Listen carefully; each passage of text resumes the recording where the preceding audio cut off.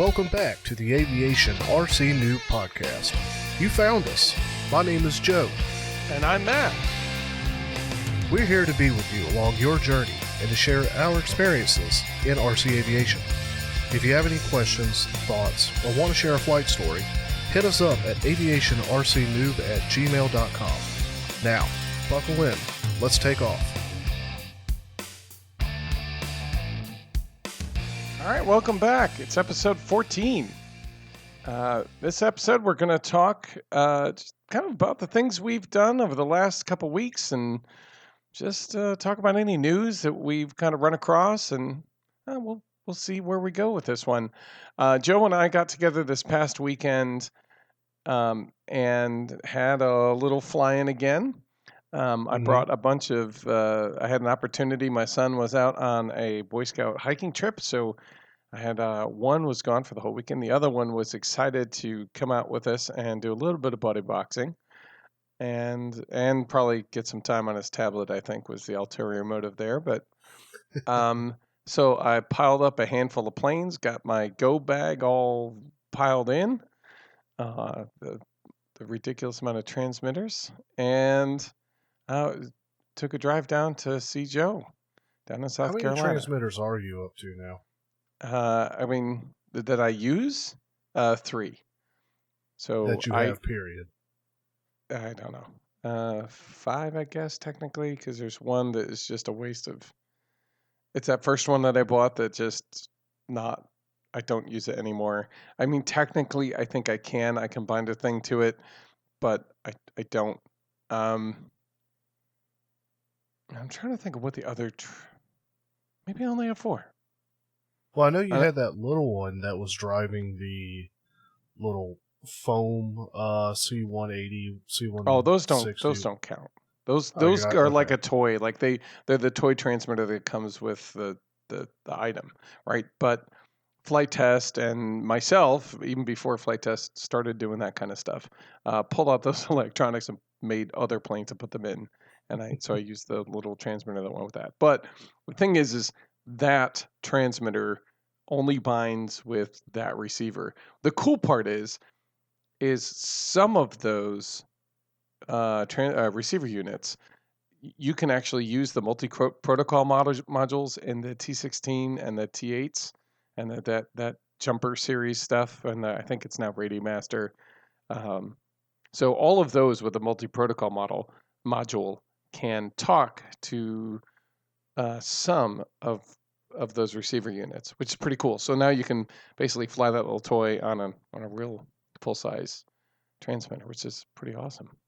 Okay. So I did get that working, but basically, yeah, I don't count those little ones. So anytime you get those like Eachine E010 modules or 0 whatever the heck number you've got, they always come with this really itty bitty, like smaller than a Nintendo joystick from the original thing. If you're old like me, yeah, they're tiny. Or me, yeah, yeah. We had one growing up. Mm-hmm. I mean, honestly, for a number of generations, that's pretty much, if you lived, you had one probably, or at least knew a guy who had one, and you were probably over their house often. Honestly, I think the original NES and the SNES controllers were really about the same size.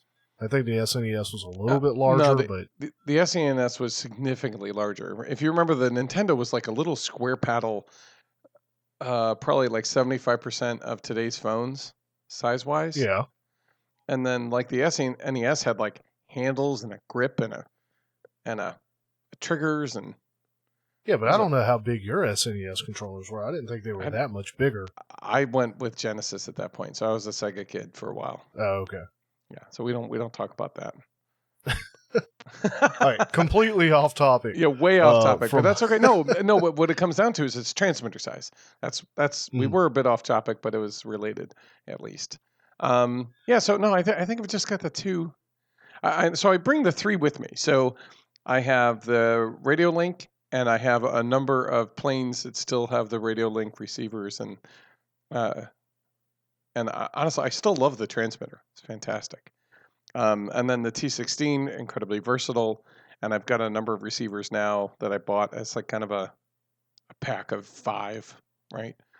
Mm-hmm. So now I've got them smattered throughout the planes I use. So anytime I'm looking to have my kids buddy box and a plane I know flies pretty well, for example, the old Fogies and the Spitfire and that kind of thing, I try to make sure that they have those those receivers that talk to the T-16s and the Jumper T-8 SGs. So that way I can buddy box and we could have a good time flying, and they can blame me when it goes down. And that way they're not blaming themselves entirely, and then they don't feel bad, and they're like, "Oh no, I did broke everything." Be like, yeah, "I guess you did, but we can rebuild it," you know. Yeah. And then I just kind of say, "That was on me, buddy. I did that. You know, I could have recovered a little bit faster, and we figured out." But so yeah, when I go and I'm bringing my kids with me, I try to bring the 3 transmitters, which that's like half the bag, and then I have 2 because I can't tell. Sometimes they really, if I have FPV, which I brought some with me that have FPV.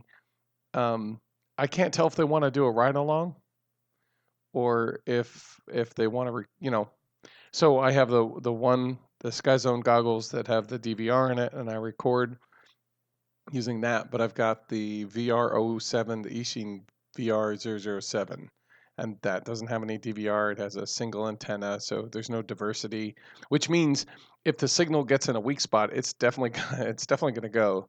Right. Whereas the Sky Zones have diversity, so they have 2 different antennas trying to pick up the signal. If one goes, that it's likely to switch to the other and still keep some semblance of a signal in a picture, which is pretty good. Anyway, so then I have those 2. So I have the Sky Zone O2s and the VR 007s, and honestly, there's not much room after that in that go bag.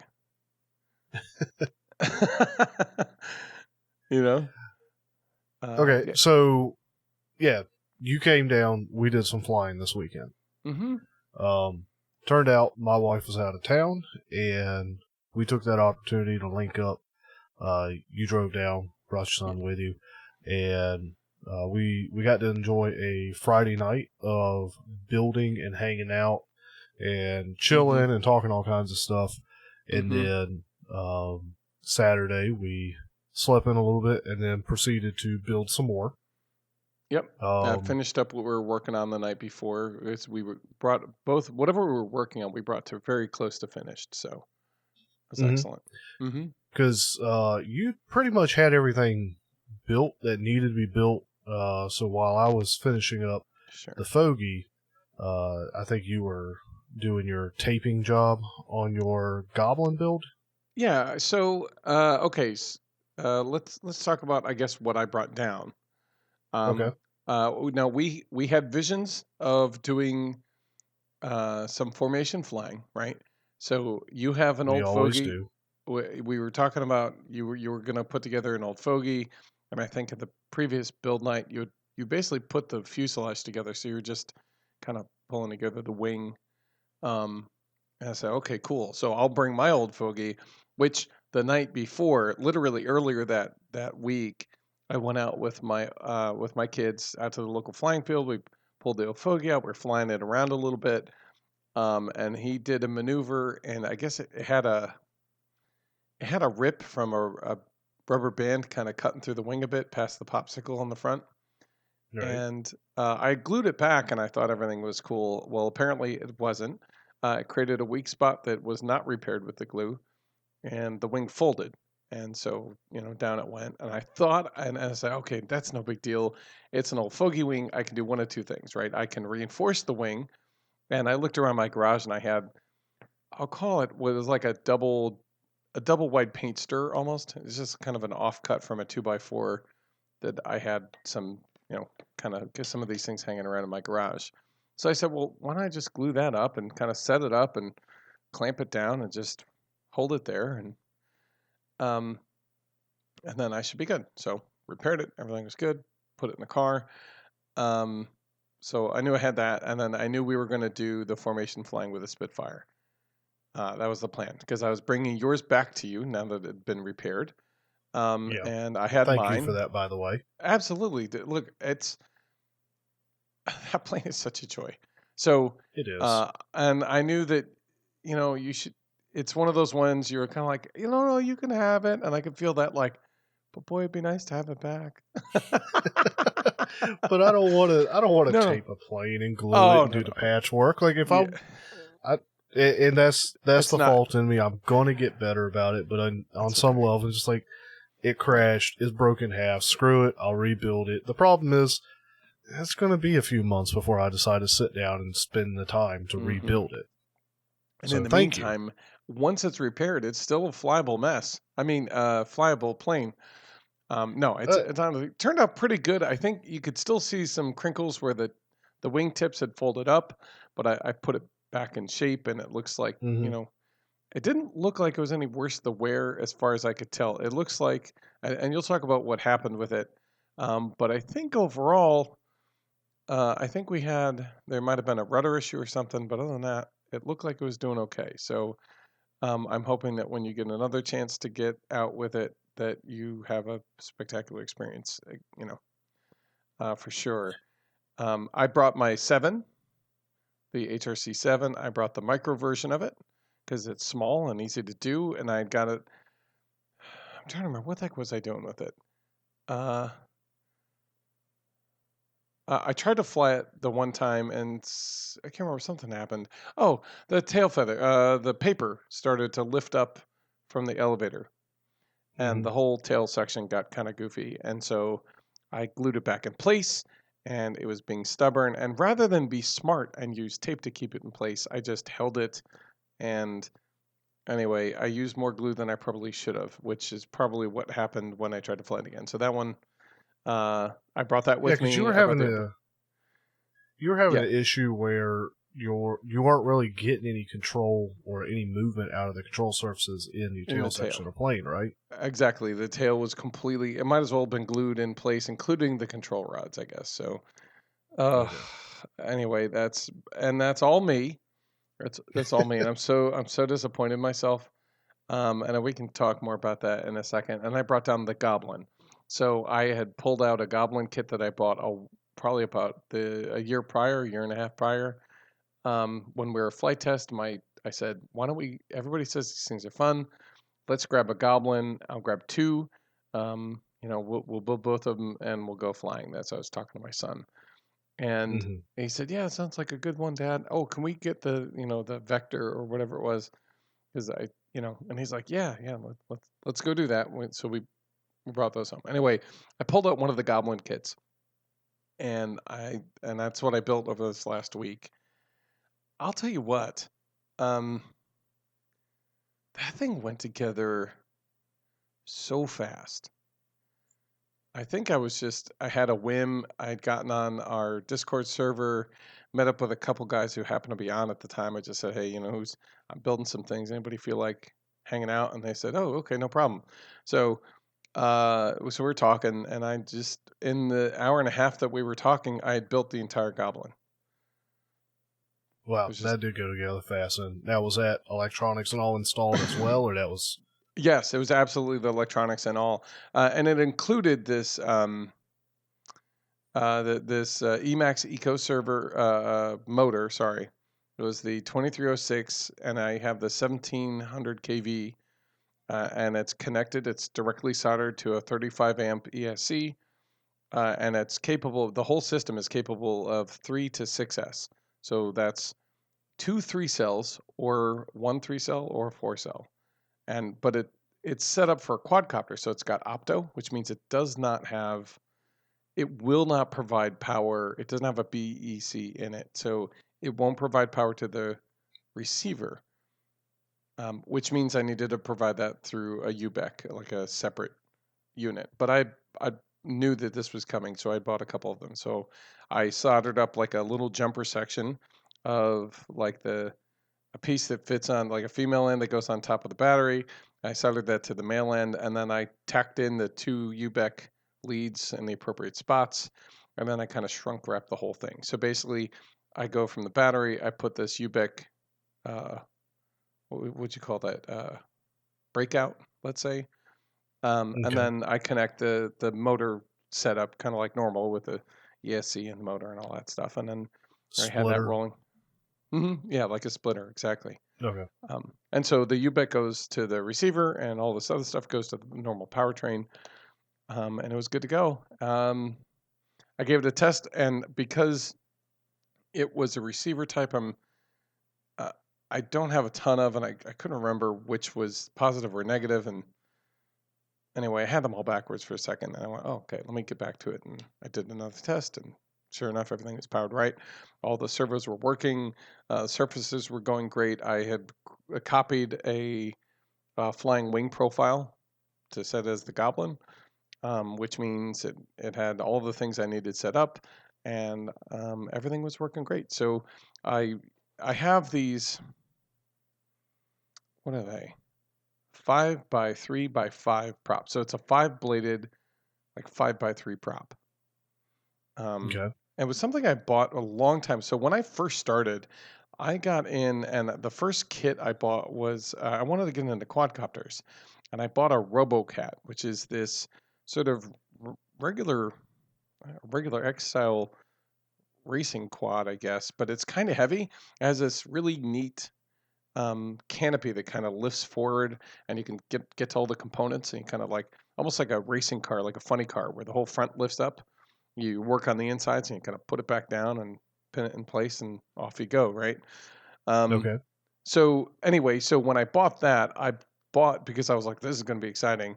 I bought these really cool 5-bladed props. What I didn't realize is that the five-bladed props are going to pull more amps, and the ESCs I had for those motors at the time were kind of at the limit of the motor. So by putting on a 5-blade prop instead of the 3-blade, it was giving me numbers for. I knew they're like, yeah, you might want to get a bigger ESC, man, because if you don't, like, you're probably going to burn these things out. Like you might want to switch to like a 3-blade prop or buy new ESCs, one of the two. Because if you go with the setup you're looking to do, you probably burn everything out.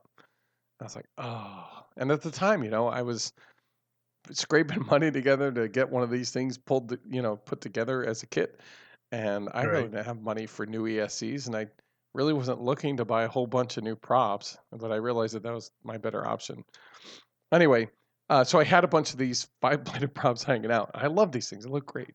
So I said, I'm going to put this on the back of the Goblin. Now, the Goblin has always looked to me like a fat nosed bird, and the only one that I can think of is a toucan. And if you remember, some of you guys Toucan have heard Sam. Toucan Sam, right? Because previously I built the Explorer, and I made it look like Tony the Tiger. I made it orange with tiger stripes, and I literally had the face and the scarf and all that stuff. Hmm. So I thought that this would be a perfect complement to that Tony the Tiger Explorer, but have a Toucan Sam Goblin. And so when I brought it up to your place, it was naked. And so I knew that we'd kind of be sitting there while you were building, rather Right. than kind of twiddle thumbs or just look at a bunch of YouTube nonsense. I figured I would just pull out the Goblin and start to work at making it look like Toucan Sam. I was going to try a couple of the taping techniques that I had seen by a YouTuber, and they suggested this as a way to. It's almost like a masking.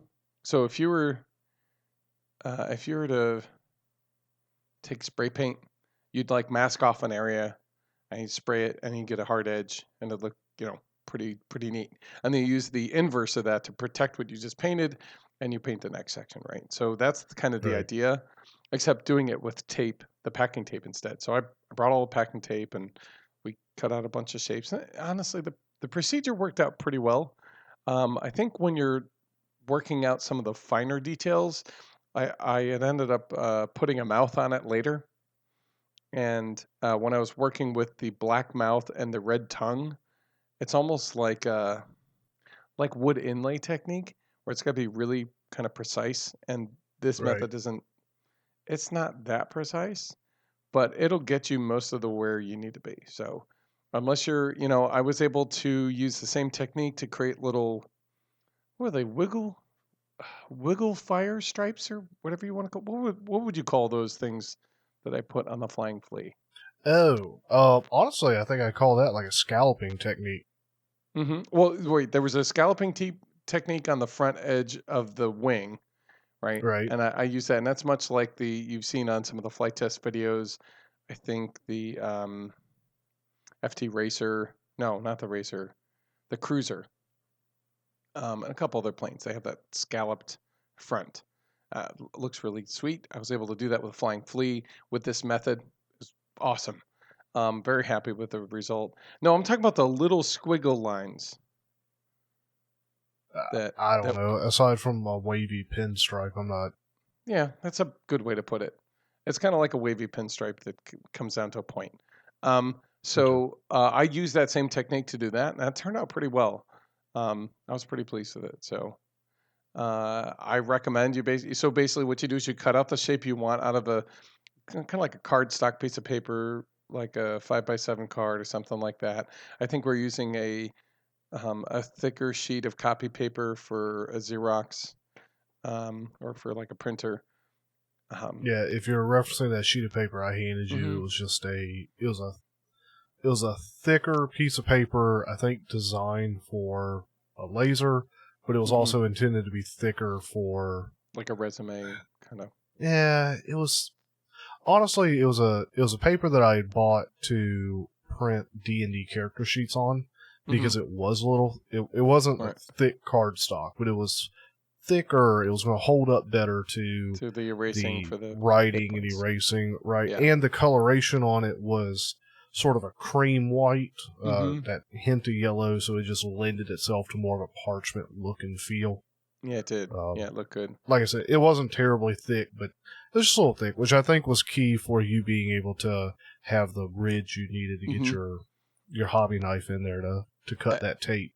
Exactly. So the method goes that basically you cut out your mask or the shape you're looking to translate to the model, and then you put the piece of colored packing tape across that whole thing, and you where you've cut out your mask, you tape that down to the model itself, and then you follow the ridge line of the relief with the Mm-hmm. hobby knife, and then when you pull it up, the only thing that's left is going to be the stuff that's already stuck. So there's nothing behind it. That's so the mask lifts up, and what you're left with is the shape you want and the colored tape you want on the model where you want it. So uh, I would have to say uh, very successful for medium to large shapes. You can get some fine stuff, but it's not going to be picture perfect. It'll be pretty close.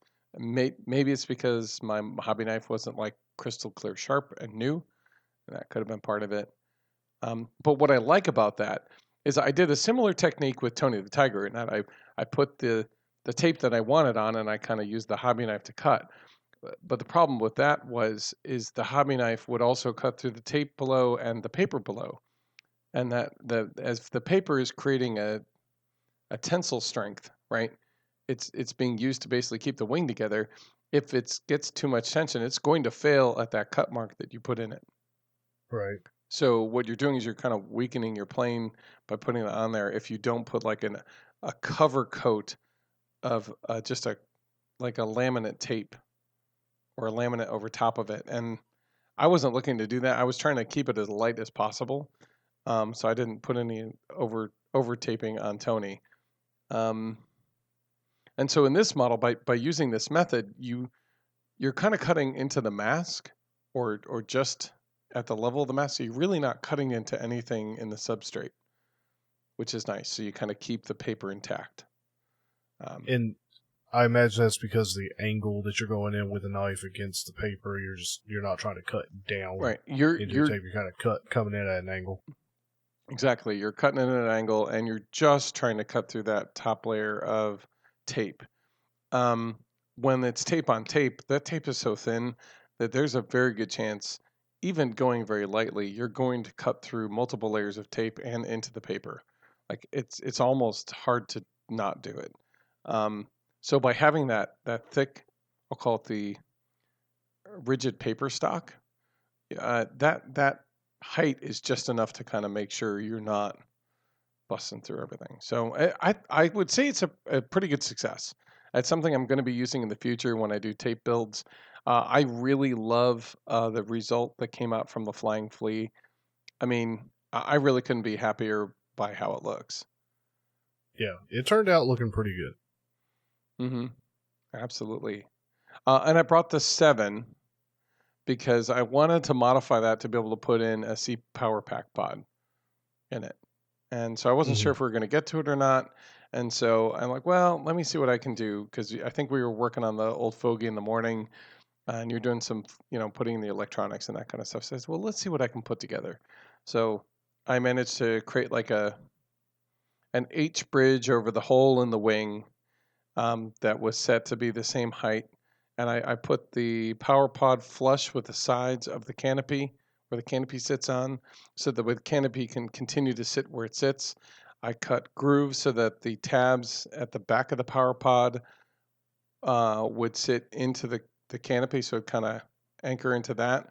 And the front of the canopy was resting against the front tabs of the power pod. And then I created reinforcing in the cowl, and where we could put barbecue skewers, and it was solidly glued to the firewall at the back of the canopy and the top of the canopy. And so that way the barbecue skewers that were sticking out were really solid. And so when you slid the power pod over top of those, it was anchored. It was in the front of the C Power Pack, was right at the front of the cowl, like a little bit past it. And so when you put on the prop, it cleared the cowl, but just by a little. And honestly, I really couldn't be happier with the results. I think the harder part was that pin that you put in the power pod at the back. Right. It typically holds it in place. I didn't want to create an additional hole in, I'll call it, in the sidewalls of the fuselage.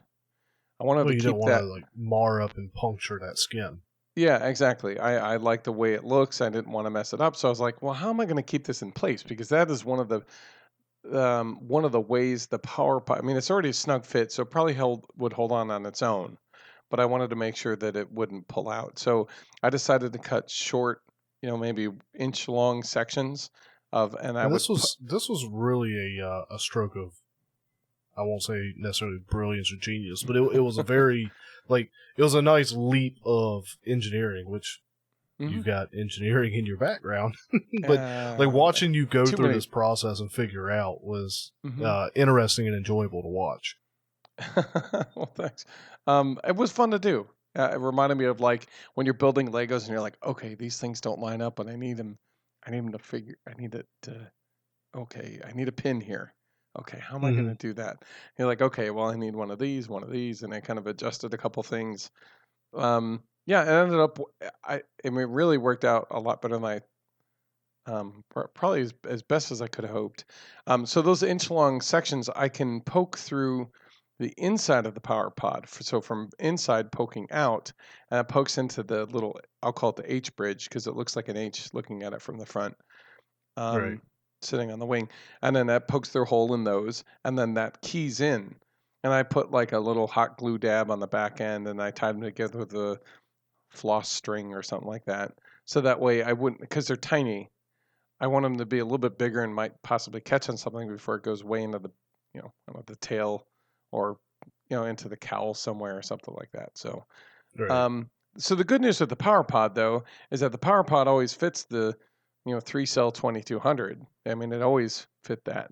So I can now put a 2200 at the, like, just behind the firewall, right in front of the wing where it always sat before. And that kind of slides just under the power pod. Or I can put it in the power pod and I have a lot more adjustability front to back.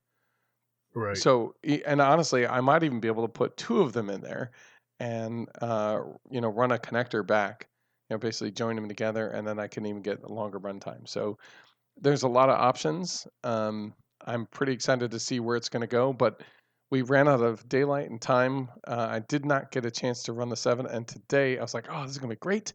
I looked out and it was raining. I looked at the forecast and said, it's going to be raining and lightning and raining and more lightning, followed by rain and some extra rain when you're done. Yeah. So I said, well, shoot.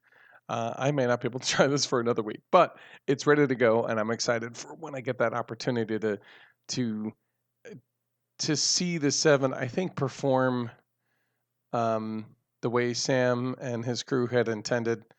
Again, I love what I put in there because it was a very scale feel. It was a lot. It was more of a challenge to fly it the way we had it because it was just it didn't have the overabundance of capacity that we're used to seeing in planes today. I know a lot of people talk about way back in the day, all we had was an escapeman. You had to press buttons, and it was terrible. And we had to have like 6 pounds of battery just to get something to fly. So we were barely at the edge of getting in the air. And so when they flew, like they were flying scale if they were lucky. They were always at the edge of their flight envelope. And I feel like that's kind of what we were doing with what we did. But I'm also looking forward to getting that extra power in the 7 and more treating it like the actual aircraft, because the aircraft itself, the full scale, is very acrobatic. They use it for skywriting and a bunch of other stuff. Like it's a really neat plane when you get looking into it. Matter of fact, I found an old, and I mean old, like 6 years old flight test video of Mr. Fury. So Nick Fury's dad, he had built an RV7, and he went out and showed his smoke, how a smoke unit works. And they were talking about how RC smoke units are identical and things like that. So, but what I didn't care about or notice at the time was that it was a Vans RV7. Okay. Which is really neat. And so then you get to go watch it fly in the air and do the smoke stuff, and you could really see how acrobatic and agile the craft is. So I'm looking forward to getting out there and seeing how that behaves and performs. So what about you, Joe? Now I know you were working on a little bit of things, and I know we had a lot of fun this weekend. We did. Really just the Fogy. So yeah, I got in the fuselage, and I got the fuselage put together. I got in the wing segments cut and glued and kind of shaped, and then the vertical and horizontal stabilizer done all during the last build party, and it basically just sat there since then. Yeah, I think we talked about like how you would cruise through that. We're like, oh, look at that. Yeah, it went really quick. Especially, it was nice building it again because the first time it was still one of the, well, even this Fogy is still early in my building career, if you will. But I've built it once. I kind of know how it's going to go. So there wasn't a whole lot of going back and referencing a video. How do these folds work? Like I've done these folds enough, and especially having to rebuild power pods. Yeah. Like the A's and B's, I've got them. I understand. And fortunately, I had held on to the templates from the first time that I built these. So, and you also know from building and flying the old Fogy the first time, which lines are critical and which lines are like, well, this is so it looks good. Like if you get the back of the sweep on the back of the plane, like it's not going to be the end of the world. Well, maybe not for you. Okay, for you, but I mean, it's not going to affect how that one flies. Like you need to get the notch at the top. You need to get the I'll call it the windshield and the cowl part. You want those to be even on either side, because then you have a crooked looking thing. The front nose piece, that doesn't matter. That's just there for looks. You want to get the bottom, those two lines along the bottom, to be parallel, long, and straight. And that's important. But all the other stuff is like, I mean, if you get it a little off, it's not going to be the end of the world. It will fly amazing. And obviously the wing, you need to get the distances. You need to make sure that the lines are parallel, pretty much. The center fold and the front and back lines to be parallel, and that each wingtip is mirrored. You probably have whatever shape you want, just as long as they're the same. You'll probably be okay. And I mean, given that I was still operating off the previous plans, I was operating off those. Like, It came along nicely. I was able to cut it all out fairly quickly and get the fuselage done. So by the time you came down, I hadn't really messed with it. Well, I can't say didn't really. I didn't mess with it since then. So when you came down, I still had all the parts cut out, less the power pod and the servo tray. So it was getting those last two parts cut out and then finishing up, getting it all together. Although I had to do a little. Go ahead. I was going to say, remind me, next time we get together, I need to bring you down a couple power pod firewalls. Yes, please. That we have a couple. So I ended up having to do a little bit of freehand work or just modification because when I went to glue the vertical stabilizer into the horizontal, I was operating off memory and just, I'm going to knock this, slap this out real quick. And so I ended up gluing the vertical flat against the horizontal, which the Fogy was designed to have a little bit of lift there because of the way it sets into the back of the fuselage. That's right. Vertical needed to sit up a little bit. Right. The vertical sandwiches on top of the bottom of the fuse, which the horizontal stabilizer smacks up against it and glues on the bottom, and then the fin goes through both the fuse layer and the horizontal, and then so it's supposed to sit up just proud, just a bit, and oh shoot, so yeah, and so I had stuck it on down all the way through, flush to the horizontal stabilizer. So once I then went to stick it up into the fuselage, I was like, oh, this is a problem. That's what's supposed to happen. Yeah, okay. So went in there and trimmed up the vertical a little bit and got it in there. Right. And then I had getting the servos put in, no big deal. Control horns, just that's how it was. But throughout that whole time, we're just hanging out and chatting. So that was nice because it was like us again, building, hanging out, having a good time. Yeah. Oh my God, that was a lot of fun. It was relaxing. It was good to just chat and hang and talk about everything. And watch some videos. Yep. We ended up watching some of that stall or short takeoff or landing videos. So we watched the world record one, the world record video of that. So talking about how that process goes. I think that was the 2021 right out up in Alaska. Yeah. Not 9 foot 5 inches, I think, was the one we were watching. Oh my God, 9 foot 5 inches. That's not even the length of the darn plane. No. Not even close. It's like half the length of the plane. That's crazy. Yeah. Anyway, so that brought around one of the challenges that's currently going on the FT forum thing right now. I think we talked about it briefly, and that's a short takeoff landing challenge done by Hondo, and it's a string of 5 numbers or something like that, probably zip code or something. Lives out in Wyoming somewhere, and his whole thing is you build a short takeoff and landing craft, doesn't matter what, and you have 3 challenges to accomplish with it. You have take off and land, do 180, and then take off again. That counts as 1, right? And try to take off and land as much as you can off of 1 battery without touching it. Okay. So if you land and it goes a kilter, well then I guess you're done, right?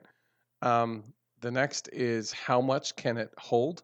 So you measure how much it weighs without a battery, I think, and then you add as much weight as you can get it to take off the ground with, and you get it off the ground, you film it and get off the ground. And then I think, what was the last one? I want to say it was like how quick you can take off the ground, and that's more like, I think that's more like Scouts Honor kind of stuff. I mean, you can have a video to kind of show it, but I mean, the actual measurement, I think it's taking off of the craziest surface. So you take off like your car or goalposts or God, no, I mean, who knows? Like we're throwing a bunch of stuff. But I think like off of a table in a park, something. Okay. So to kind of illustrate that you can take off of almost anywhere with this thing. kind of that bush, the back bush feel for these kind of craft. So anyway, that challenge is going on. I know, and we ended up talking about that for a while because we know a couple guys that are on our Discord server that are heavily involved with that. It's fun. It's neat to see them go. Oh, check this out. I think one of the guys has something around 50 takeoff and landings right now. I think he might be the record holder so far. I know, right? Off of one battery. That's the thing. I mean, man, because you're throttle up, throttle down, so you're getting some extended life out of it, and that you're not running full throttle or even half throttle the whole time. But takeoff throttle eats it. Yeah. I wonder what battery. Like, is he running a 2200, or do you think he's running like a 1300? No, I mean it's like a 2200 or something like that. He's doing it with a Sea Duck. Actually, I don't mean to give away his plan, but so his idea is that if I can take off and land off the ground, I'm not likely to tip it because it's a Sea Duck. It's got these pontoons way out there. Right. So short of catching one of the pontoons and ripping it off or whatever, I should be able to take off and land stably without having to flip it. It's not a craft because it's got twin engines. It's not prone to tipping, right? Because again, it's set as kind of a watercraft, so it's not like it's like a biplane or a triplane where that would be a great stoll craft, except for the fact that they're just prone to dumping the second they hit the ground. Right, and actually, that forward weight. Mm-hmm. Or I guess being top heavy. It's a couple different things. Yeah. Being top heavy, having a short coupled nose, it's a whole slew of things. But yeah. So anyway, that was neat to be able to talk about that and kind of compare it to like what the real guys are doing. And that's what a lot of people are doing. They actually have made Kit Foxes, and I think somebody made a Scrappy. They're just trying a bunch of somebody has a profile, like a lightweight. So the idea is like, do you go big? In which case your payload like has to be huge, right? If you have a 4-pound plane, to get a 30% payload or 300% payload, you've got to put on 12 pounds. Whereas if you've got like a 50-gram plane, to do the same thing, you're just, what is that, 150 grams? So now the whole thing has to weigh 200 grams? Right. I don't know. Maybe you got some ridiculous motors on there, and that might work out. Not really sure. So anyway, that's part of the fun of the challenge, and that's one of the reasons why I love being part of the forum there.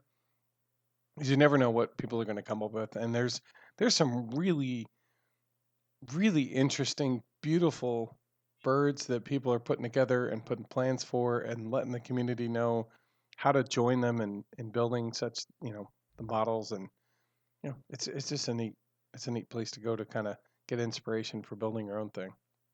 Mm-hmm. Anyway, sorry. Side note, yeah. That's right. We were hanging out. And then I remember I went on our Discord server to just kind of see what was going on, and I threw ourselves in the build night. I had my computer, so I threw ourselves in the build, the build night room. Just figured if somebody was there while we're building, somebody will pop in, just say hey, and I figured. And you must have done that when I was up getting a refill on a drink or something, because I was sitting there, we were talking. I'm sitting there working on putting in electronics and stuff, and all of a sudden, I see your laptop and somebody's video pops up. Hey guys. Yeah, I think it was Sam the Hanger. I'm sorry.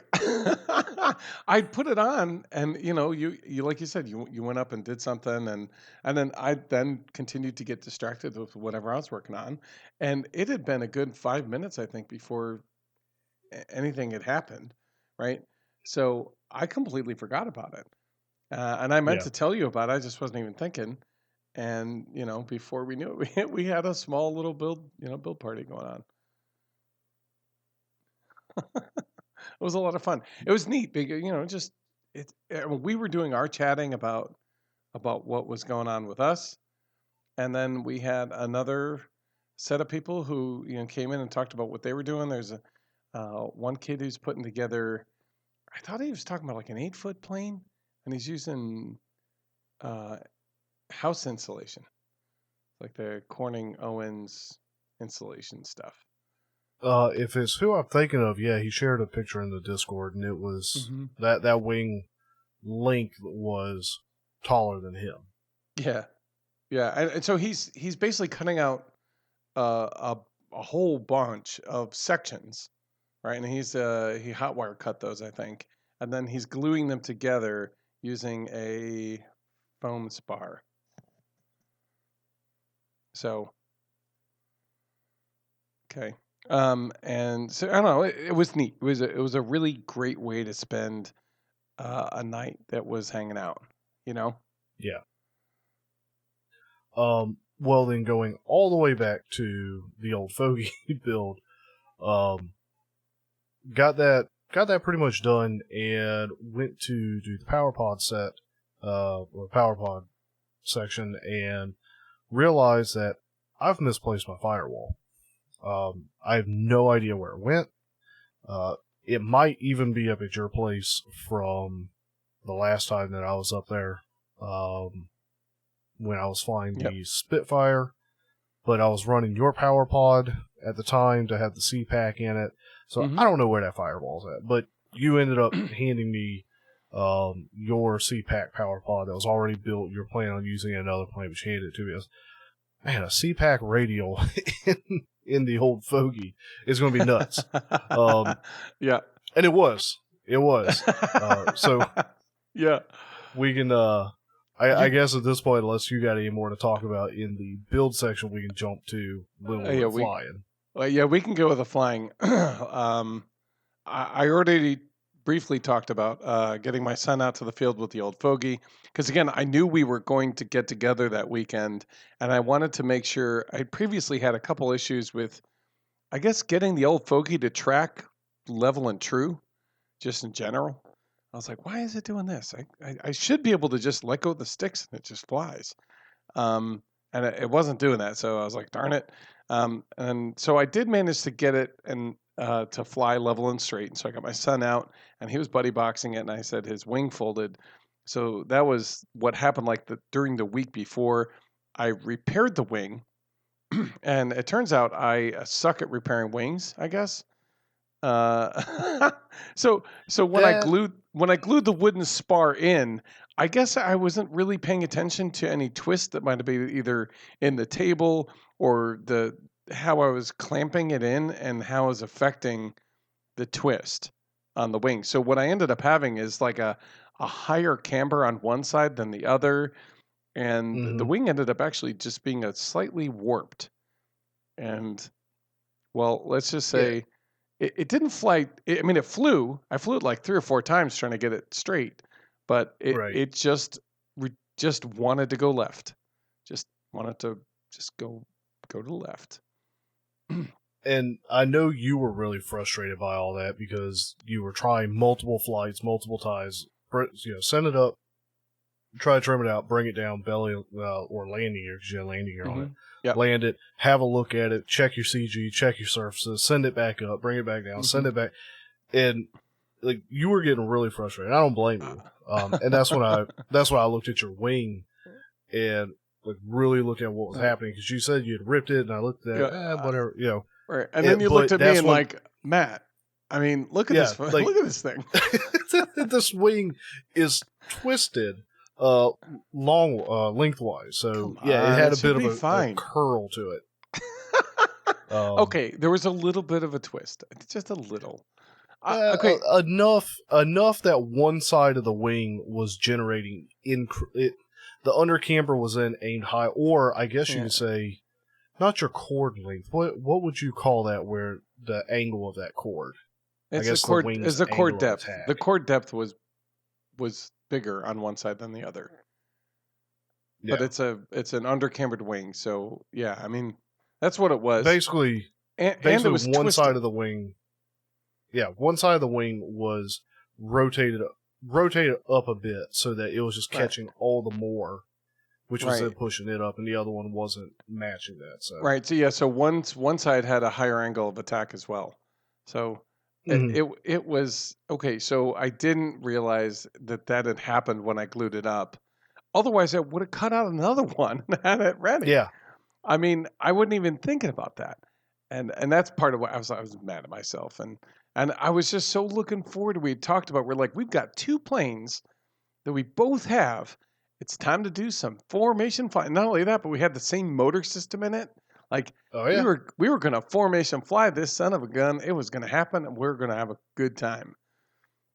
It was going to be a great time. It still was. If we both, it was still a great time. It just wasn't the time we were planning.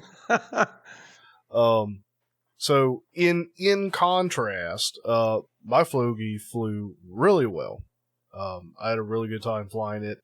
I'd forgotten how buoyant it was, if you will.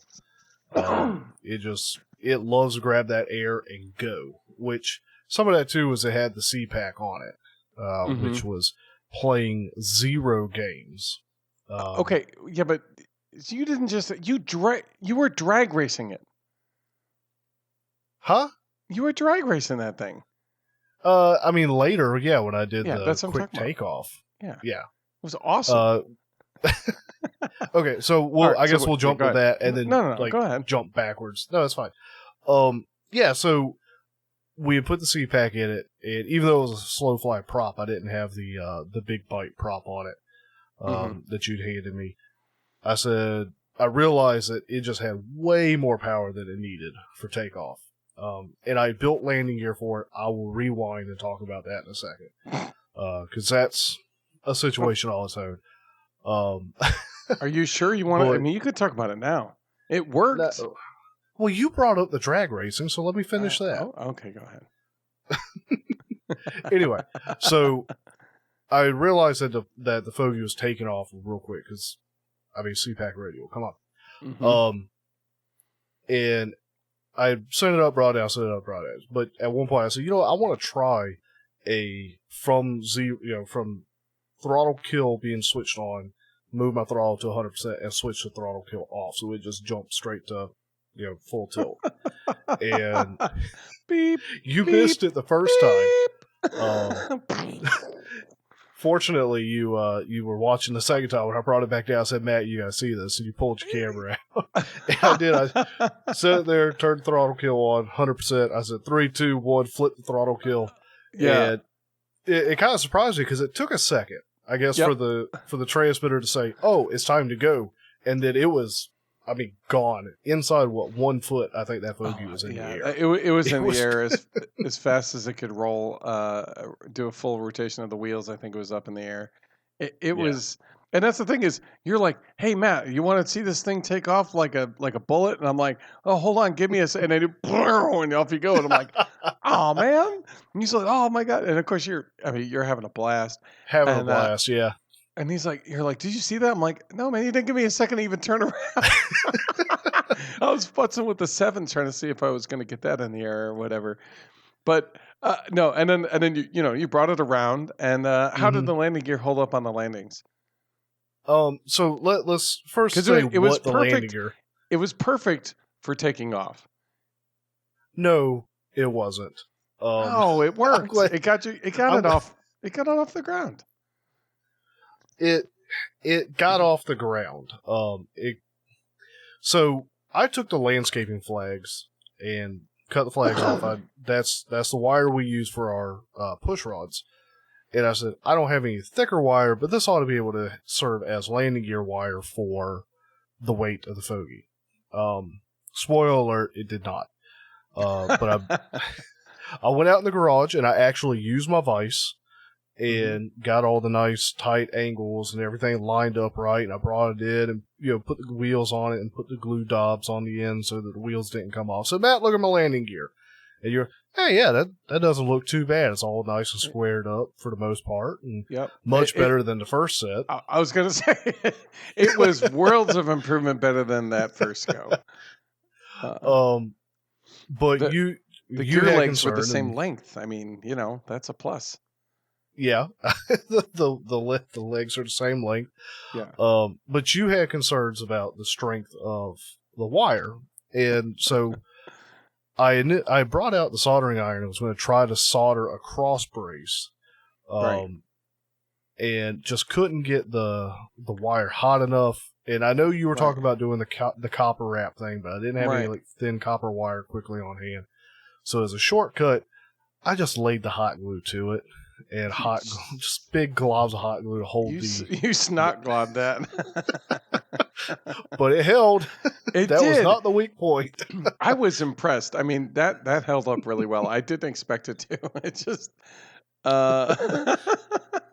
well, so I've tried to solder. Everybody's like, "Oh, you need to solder the wires together." I'm like, I don't know what kind of soldering iron you have, but I don't think mine can handle that kind of crud. So that's why I suggested, and I thought that yours might be in the same boat as me, and so I was told that if you wrap it in copper wire, the copper takes the heat really well, and it actually heats everything up enough to have the solder melt and really engage everything. So. That's why I suggested, I'm like, just strip a wire that you might have and just use that. And, you didn't have any, so. Yeah, I didn't feel like going and looking for it. And I probably could have found some wire somewhere, or, I've got probably 600 foot of Cat 5 cable up in the top of my man cave closet. Like, I could have managed somehow, but. Yeah, you could have figured it out. Screw it. But, I could spend all that time, or. Right. Or you could have some really great stories to tell. Yeah. So technically it was landing gear. Your concern of it not being strong enough turned out to be accurate. And so when I set it down for takeoff and test the landing gear out, it had a kind of a where the legs just kind of kick out because the wire wasn't rigid enough. It splayed out a bit, and there we go. The one side kind of kicked back. It also bent back on the one side. So it wasn't braced front to back. The bracing that you had snot globbed on was horizontal. To hold the legs from going outward. Right. And it did up until that point, and then it splayed out a little bit. And then from there down it went out, yeah. Yeah, that's okay. But and then the wheels kind of kicked forward under the weight. Yeah. And so it didn't hold up. And I was thinking, well, maybe if you you've got to land this son of a gun perfect if you want this thing to actually hold up. You do. You have to perfectly grease it. And you're coming in, and I think you were trying to flare it. Or something like that, and I guess you said your technique is to come in and do a quick flare and just basically blop it onto the ground, and that's the nasty version of it, which is to say that's how the foam has been working for me. I know how to set down gentle, I just don't have the feel for it with the foam yet, and with belly landing I've not needed that feel. You just plop it on grass and it's good, but she was coming in beautifully. Yeah. Look, she set up good. Yeah. Your approach was great. You came in.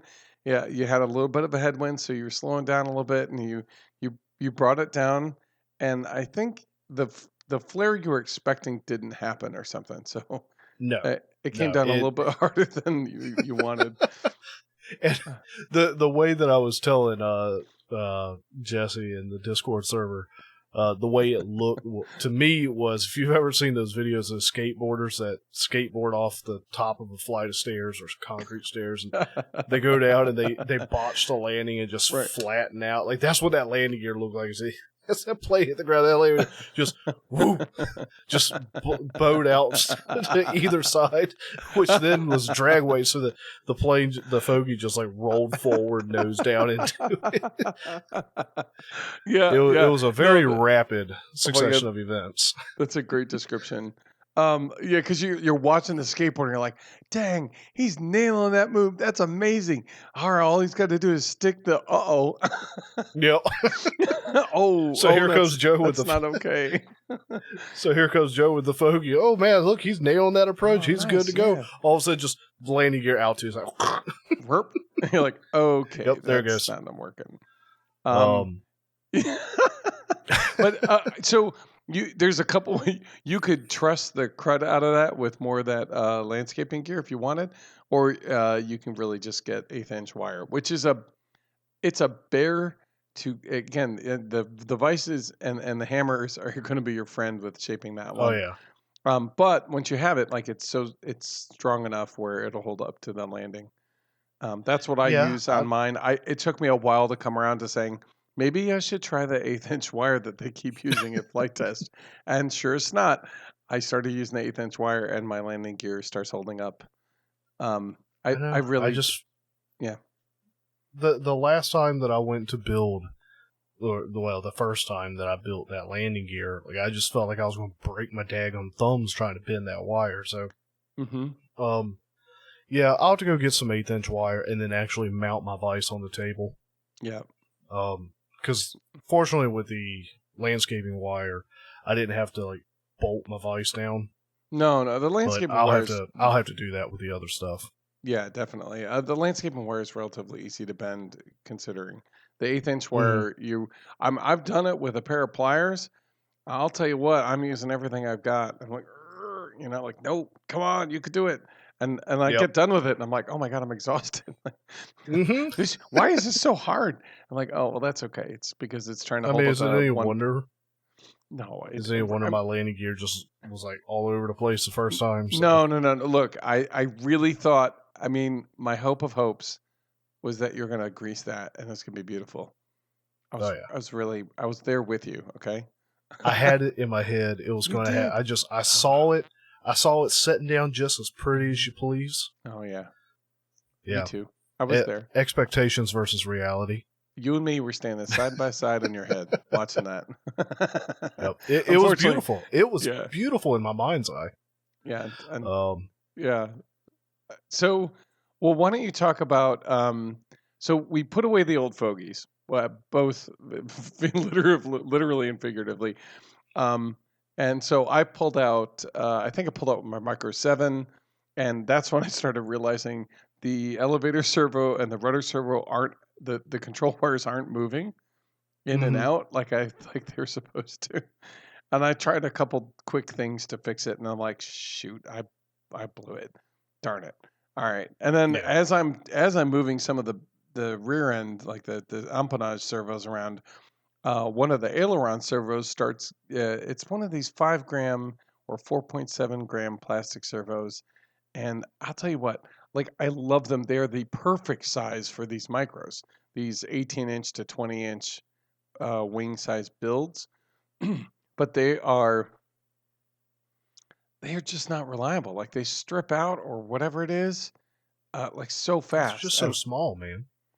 Yeah, but I mean, come on. Like then make the gearing out of something more durable. I don't know. Anyway, are there Metal Gear options out there? Well, yeah, if you want to spend another $20 per servo. Like I was like, no. I mean, I love my micros, but I don't love them that much. So if I'm going to build a discus launch glider or something like that, and I'm using carbon fiber wrap, and I'll get the $20 servos that are super thin, 5 grams. Like heck yeah, in a heartbeat. But for this little tiny plane, like probably not. So what I ended up having is one of the aileron servos stripped out, and you could hear the motor just whiz, and I'm like, shoot.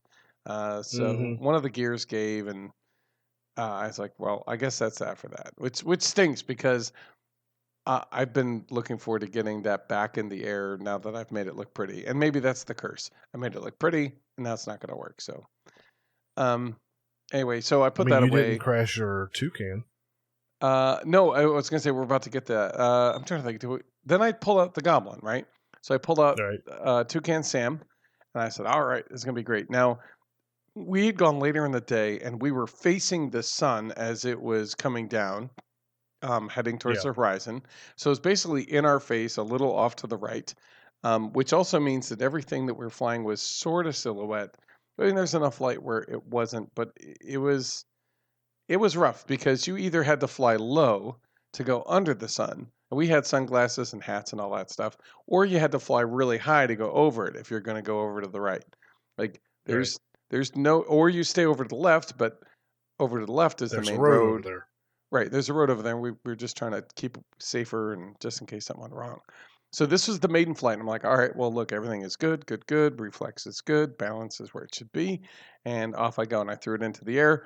And man, it flew great. I had to do a little bit of trim. But once I kind of got the trim level, I think I did a lap or two around and I realized it's tight on the rolls and it's slow on the elevator, which that's the curse of every flying wing, right? Right. The moment arm for the elevators is much smaller than it is for the aileron rolls, so it's natural. So what I didn't do was I did not cut the aileron controls by half. That's typically what I do. So I'll set the elevators at full throws, and I'll throw the ailerons at 50%. It's an Elevon mix. Exactly. Yep, it's an Elevon mix. Elevon mix. Am I getting that right? Yeah. Yeah, Elevons. We got that wrong back in episode 2, I think. Oh, yeah, that's not probably the only thing we got wrong in episode 2. Pardon me. Oh man, you can come over. So I brought it back in because I realized that it had a tendency to, I think, to nose in or whatever it was, just a little bit, and so I put a little bit extra trim to get it up trim to get it right. So I realized, well, let me bring it in, and I kind of I tweaked it so it had a little bit more reflex, and I brought the trim back to 0 again, and I flew it, and it was great. And so I flew it around, and it was awesome. Now the Toucan Sam is, if you've never seen a package of Fruit Loops, well, it looks like the Fruit Loops guy. The problem is I don't have a light blue tape, so I didn't have light blue on the top and a dark blue on the bottom. But I did have a big white patch on the bottom with tape. However, based on the way the lighting was, I really couldn't see. Once it was out a little ways, I really couldn't see the white belly from the blue. I couldn't really tell the difference. So it made it not at that range. No, not at that. Well, I thought I'd be able to. I thought, like, some of the planes you could see, like, bam, that's white, that's not. That's white, that's not. And that's really all you're looking for. And I'll tell you, it made flying a little bit more of a challenge, and it was kind of fun, but it was a lot more dangerous. So I made sure I tried to keep it high, and because what I realized is that it was tougher to tell if it was going away or coming towards, so orientation was easier to lose. And so I found that if I would gently go in a direction before I committed to it, I could tell if I was going the right direction, and my brain could wrap around if I'm going away or towards, with enough time to correct for it and go the way I wanted to. And by having it high enough, if I did mess it up completely, I have time to recover. So I flew it around. I had the five bladed prop, the 5x3x5 prop that I had from the RoboCat. I think I had bought way in the beginning. And that was really quiet too. I was really surprised. So this motor is like, it's the kind that zooms. I guess maybe it doesn't go that fast. 1700 kV instead of 2300. But to me, that's still going to go really fast. I mean, she was cooking. She was cooking. But, and if you compare this motor and prop setup to the Arrow I had, like last time we went out, right. That Arrow was screaming. Like all around the sky. It was cooking too. It was going fast. It was great. This was going pretty fast, and it was quiet though, and it was really neat. It was a lot of fun to watch it go. I know we had a Hawk come and visit the flight. As we're going around, he was like, "What's going on over there?" I kind of flew around with us for a second, and I was like, that's some weird stuff. I'm out. I ain't about that. Exactly. So I brought it in, and I was like, oh, cool. And I have a camera in the nose, so I was getting FPV footage, and it turns out like most of it turned out pretty good.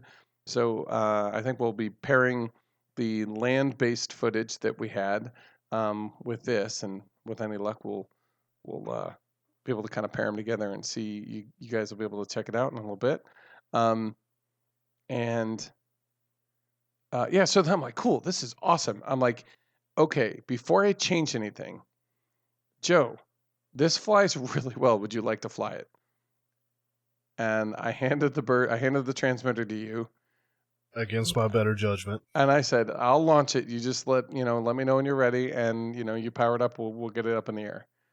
Mm-hmm. And you said, I don't really want to. I'm like, dude, it's okay. Like, don't worry about it. You'll have a great time. I want you to see what this fly's like. This is a lot of fun. What I failed to tell you was remember how you're flying before you turn, because you're going to need it, and give yourself an extra height. And so what did you end up doing? So I had watched you flying around for a little while, so I was kind of taking in the problem that you were talking about, which is make sure you know you're up and you're down and you're left and you're right. And I don't feel like I was flying it all that long. I was doing gentle turns, lazy turns, just real slow, wide turns. And I ended up losing altitude because I was bringing her down. She got into the sun, so I wanted to have her lower so I could see her. Again, that discussion of you either go way over top or underneath and low. And I think at that point you were kind of coming down a little bit for something anyway. And so you just like, well, we'll just continue on that. It'll be fine. Yeah. And anyway, it got low, and then it was still kind of in that lazy right hand. And then I realized, I'm heading for that drainage ditch. I need to bring it nose up, give it a little power to, clear that, get it back up in the air. But I also knew, well, now I know I'm in the middle of a turn, gentle turn, but I am turning, and it's also flying at me. So which direction am I turning? Even though, like my thumb, I knew I'm kind of doing a gentle turn to the right. Once in that situation, I said, and there went my left and rights. And we kind of talked about earlier today why I yanked it to the right and full back the way that I did, and just that's easier than pushing it to the left and pulling the stick back. So, but I ended up just doing that noob. I'm going to pull it to one corner and 50-50. I might get it, and she just rolled instantly and then pulled up into the ground. Didn't we talk about how I didn't put the 50% throws on the ailerons? Oops. That probably would. I mean, she went from flying real pretty to nose first in the ground real quick. Yeah, she did. Oh, that's okay though. That's okay. And of course, I'm sitting there going, Al. Yeah, it's kind of what I expected, because I know thanks. well, no, not that it was from your flying. Like, I gave it to you because I know you can fly.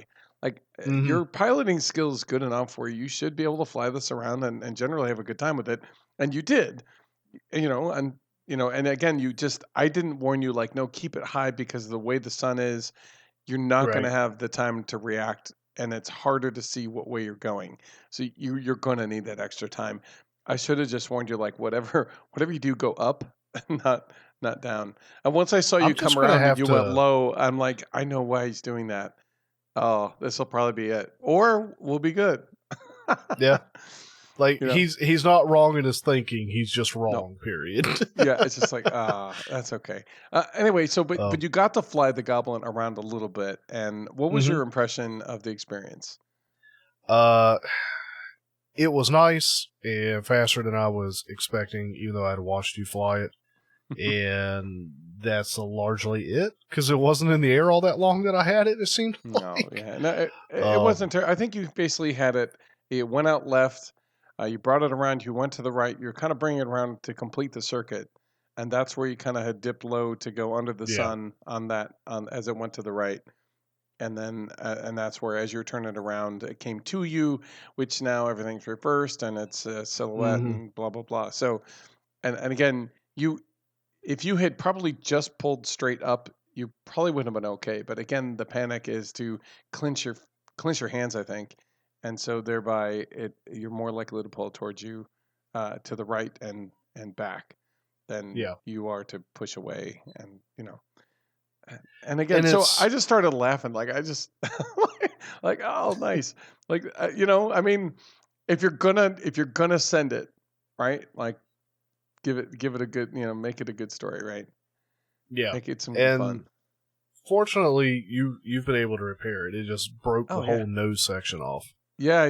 The whole nose just came right off, and it's like, okay, well, let me take the center to pull the section out, and everything was intact. The motor system, everything was good. I think I literally FPV camera was good. Yeah, So I had the receiver set up facing in, so the pins were towards the nose. So when the camera and the battery came out, they just pulled directly in line with the whole thing. Like it came out exactly as it was supposed to. Right. So Convenient. I mean, there's no harm in it. Everything else was in perfect working order. So I just basically glued the nose on, and I think I just got to put the camera back in. The motor's set. Everything's good to go. The nose fits on, and I got to put the mouth on. So now it looks like Toucan Sam, and I've got 2 little eyeballs sticking out the sides. Oh, nice. So yeah, now it really looks like Sam. It already looked like a toucan, but now it really looks like the Fruit Loops guy. Nice. Nice, yeah. So yeah, that was the Goblin. It was fun. I would not mind flying one again, so I think I might have to build one at some point.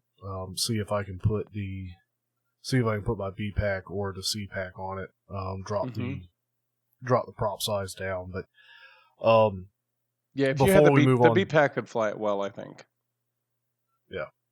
Before we move on to the Spitfires, to fully close out the end of the old Fogey flights, I did lose signal on it again, or not again on that one, but I've lost signal again. So that's what ended the Fogey flights, because I really wished I had just taken some time and flown it for a while, but I was doing a lot of takeoff and landings, enjoying the takeoffs and the landings, because I've flown around with the Fogey a lot. The flops, so the takeoffs and the flops.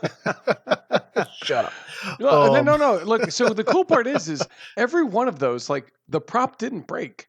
It was awesome. No, it didn't.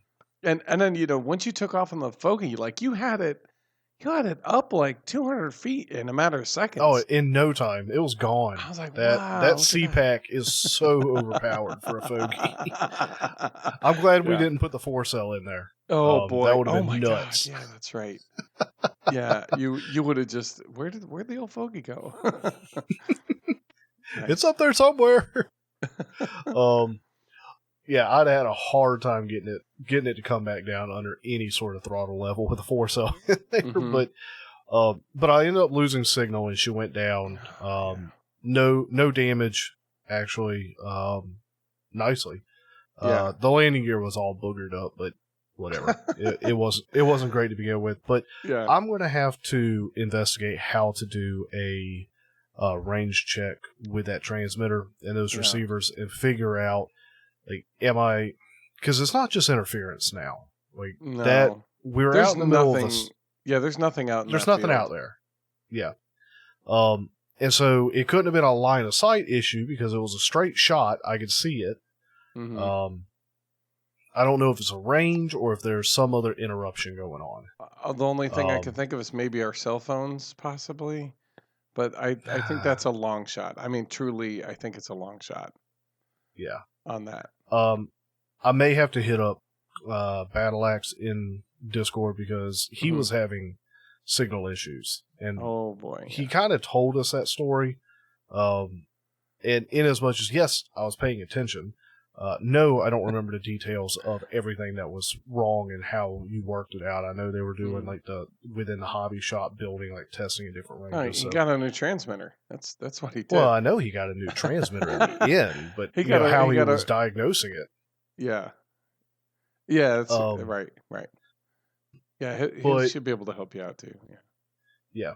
So I got to figure out how to do a range check with my transmitter. Also, per a conversation we were having this weekend, because I was commenting that with my Turnigy, every time I went to fly a different receiver, I was having to rebind.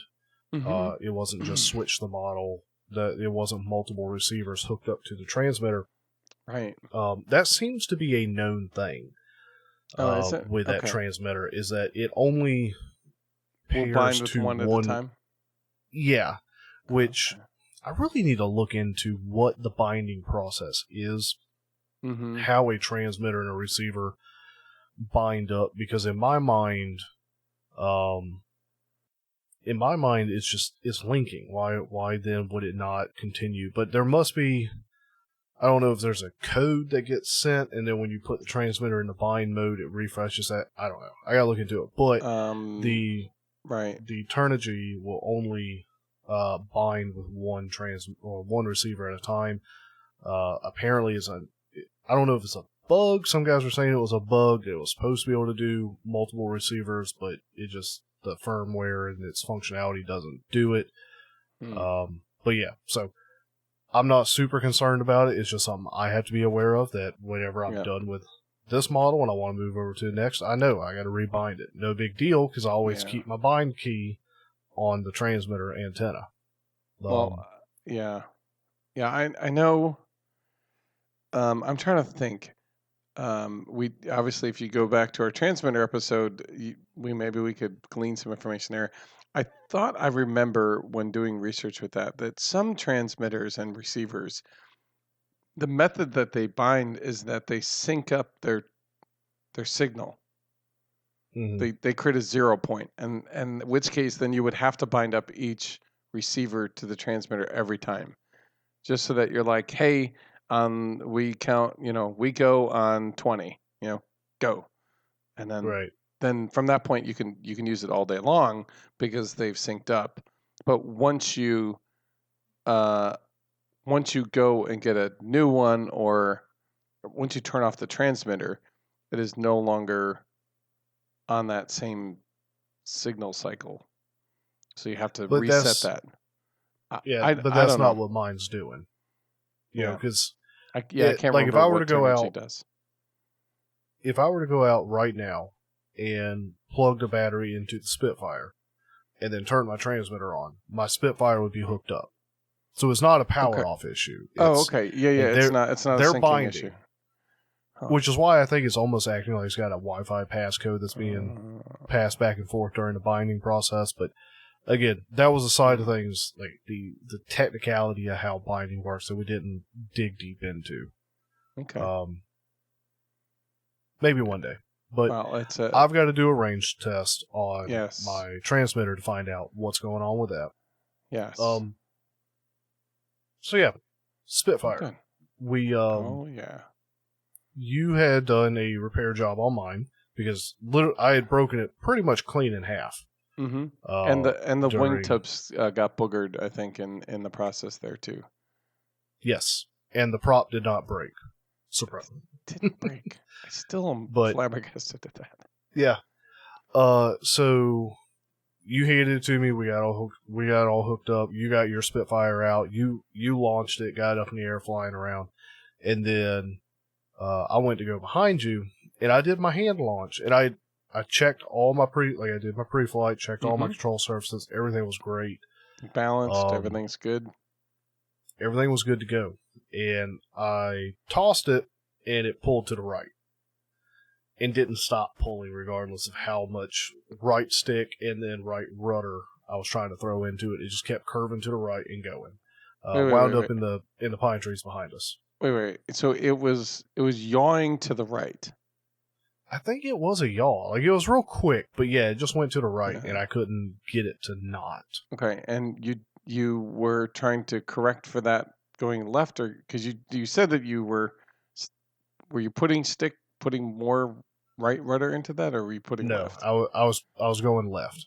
Okay, that's kind of what I thought. You did said that you were putting in right. So, okay, so yeah, bad. So you're trying to correct for, obviously that's I think that's what any sane pilot's trying to. Oh my God, what's going on? So there's two possibilities with that. One is, and I'm not going to this is no sort of knock on your repair job. No, it's possible that. It's possible that during the repair, the tail end of that plane is now at an angle from true inline. It's possible. Which could cause that. I remember looking down the fuse, trying to make sure that the tail was centered down the fuse when it was done. And I think I did a pretty good job. But again, I figured you could get it into the air, and it wouldn't be so bad that you just go straight into the woods. I thought you would be able to get it up into the air and kind of trim it out a little bit, like a little bit left or a little bit right or whatever it needed, enough where you could find that balance spot and you could fly it and have a good time. Like if it was off, I thought I got it pretty darn accurate there. But again, I also thought I had my fogey wing right, so. And you may have gotten it right. So that's an option, especially, the only reason that one comes to mind is because it pulled to the right, and when it broke in half, it was the left side of the fuselage that had ripped completely. It was hanging on by the right side of the fuselage. It was hanging right. So it could have resulted in the back end of that plane being pulled to the right. But it could have. What I'm more thinking is likely the problem is I set up flaperons on that plane. Oh, that's right. Yeah, and you said, I'm going to launch with flaps. And I said, that sounds great, because it sounded great. Yeah, why not? You take off with flaps. Right. But I'm not doing a takeoff. I'm doing a hand toss. And likely there's a difference there. Because with flaperons, when the flaps are deployed, they're down. And you don't get a whole lot of excess deflection. You more get the aileron that would lift. The aileron that would go down doesn't really go down anymore. It's the aileron that would go up that just lifts up from that full flap down position. Right. It returns to neutral while the other one doesn't. And that's pretty much as best as you're going to get. And I guess during hand launch, that may not be enough, I guess. I don't know.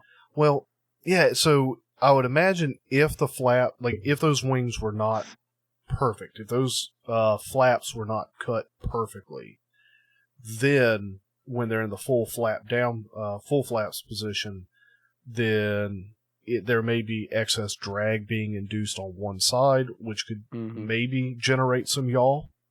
Yeah, maybe. Because one is not as dragging and inducing lift; it's just straight up dragging. Yeah, it's an air brake, basically. Yeah, so I don't know. I'm going to have to go out there and launch it again with no flaps. Right. Yeah, but it was getting dark. Go ahead.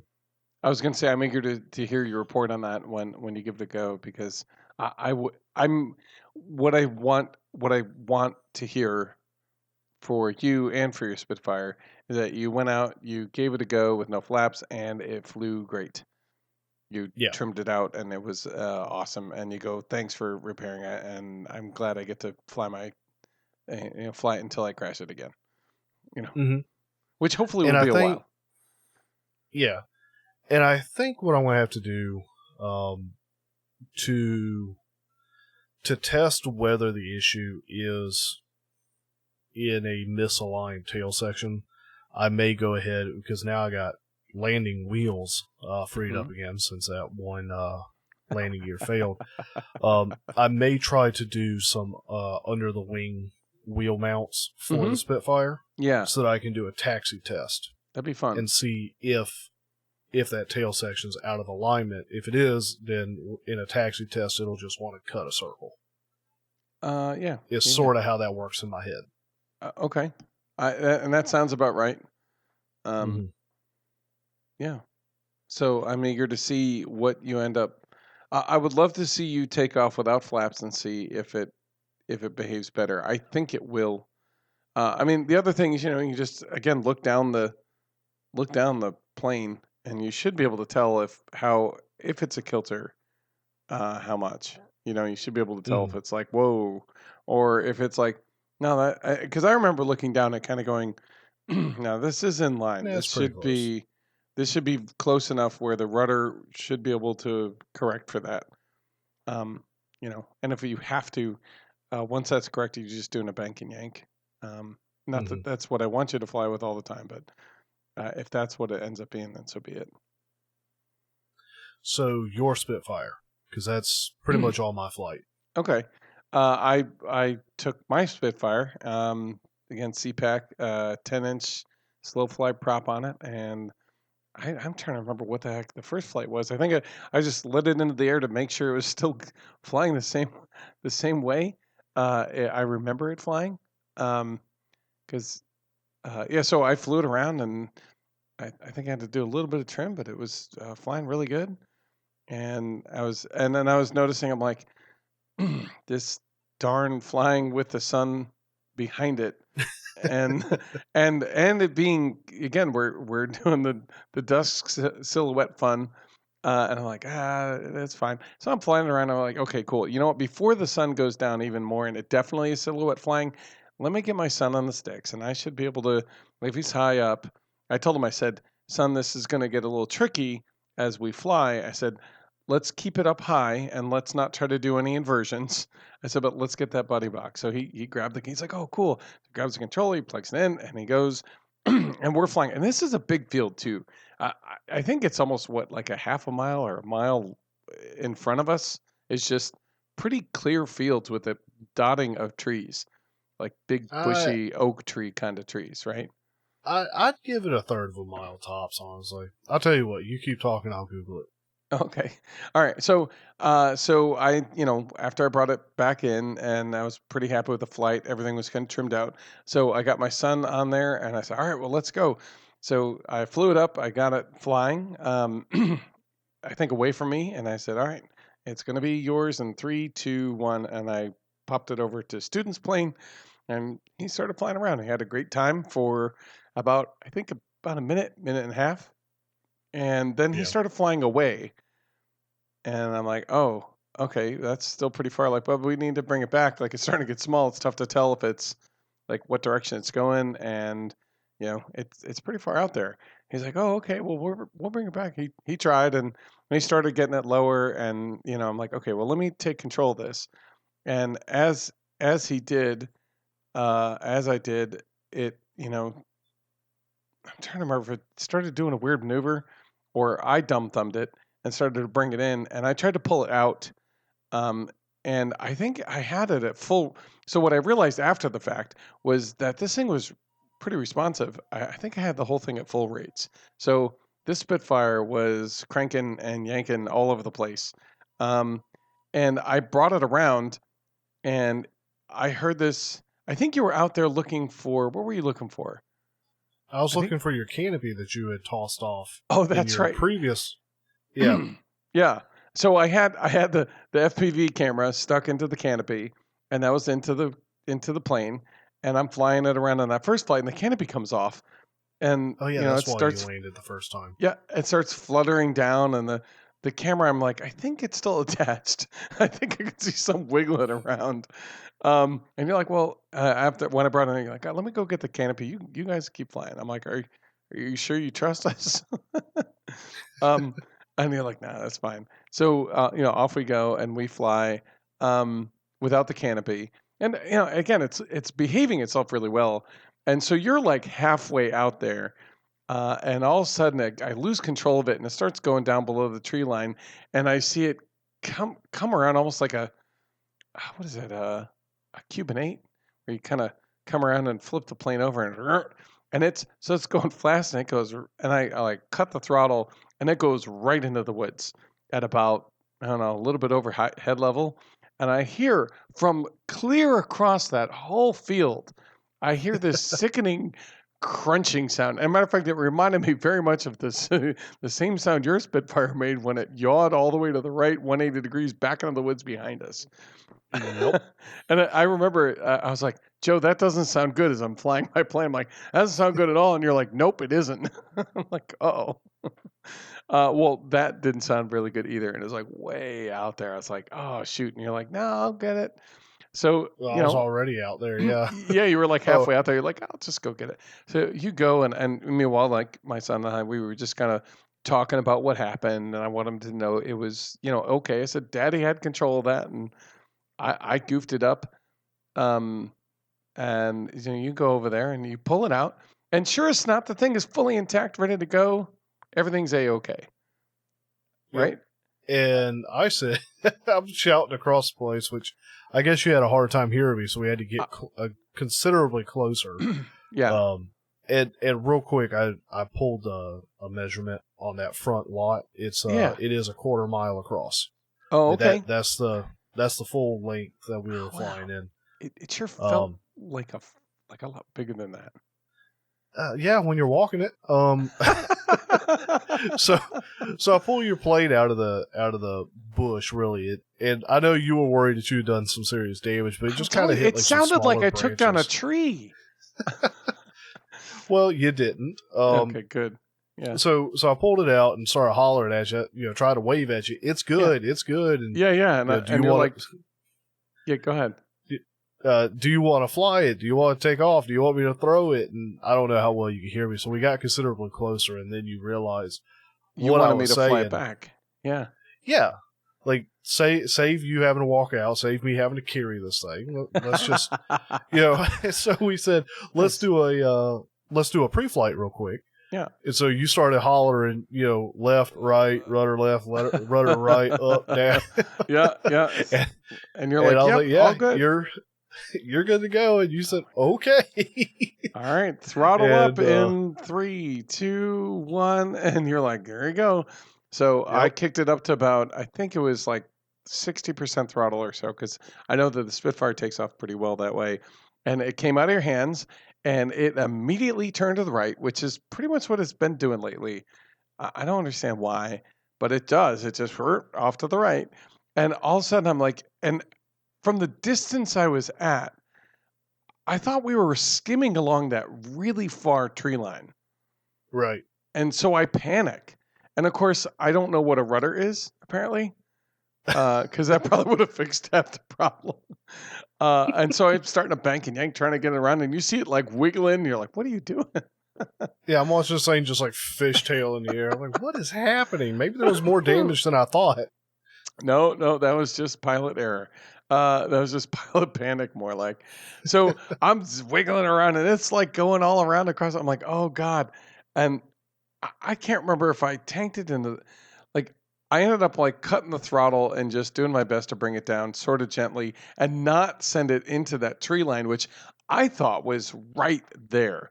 And like, as we went to go retrieve it, I realized like, oh, I had a long way to go. Like there was just a tree nearby. Yeah, there's like a tree kind of near, like, I was like, oh, geez, I shouldn't have panicked. I could have been okay. But at that point, I'm like, you know what? The flying is already sketchy. Let's just grab the plane and we'll go figure out where the canopy is and we'll do it. And so my son, I think he took the plane and he took it back. He's happy to do that. We went searching for the canopy, and after a little bit, we found it. So we came back with and the plane was fully intact too. Like I think the prop had broke. I think that was the prop was bent. Yeah. Yep. Right. The prop was bent, and otherwise everything was perfect condition. Canopy we found. The camera was still attached. Like it was all good. From before, so I was able to recover the camera, and so we were no worse than wear. We just kind of talked about all the nonsense that had happened, and it was just a good day. We didn't get to formation fly, and we didn't get to do any streamer combat or anything like that, which is disappointing for both of us, I think. We knew the streamer combat probably wasn't going to happen. We figured let's get them in the air together. That might be fun enough, and so we continue our quest for formation flying and combat flying. So one day we might be able to do it soon.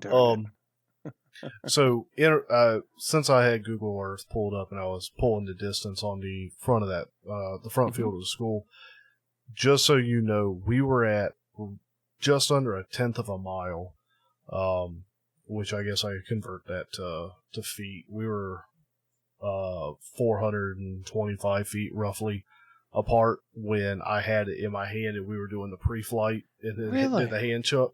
That's how far apart we were. Mm-hmm. Get out of town.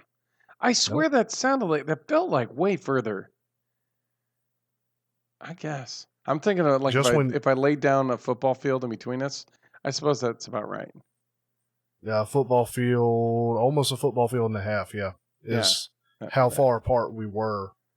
I had a hard time hearing. When we were doing that long distance pre-flight. Yeah. Well, that's what walkie-talkies were invented for. We probably could have called each other and had an easier time with it. Yeah, probably, but I left my phone in the car. So. Oh man, again, how many times? All right. Yeah. So I mean, so we walked away with like a handful of broken planes, right? A landing gear that needed some medical assistance. I had a servo to either replace, or I just needed to go back with the micro and just pull out all the 5 gear and just replace them with the 9 gear. Even though it's going to be heavier, I'm pretty sure that'll fly well. I didn't get a chance to bring the 7 up in the air, which is fine.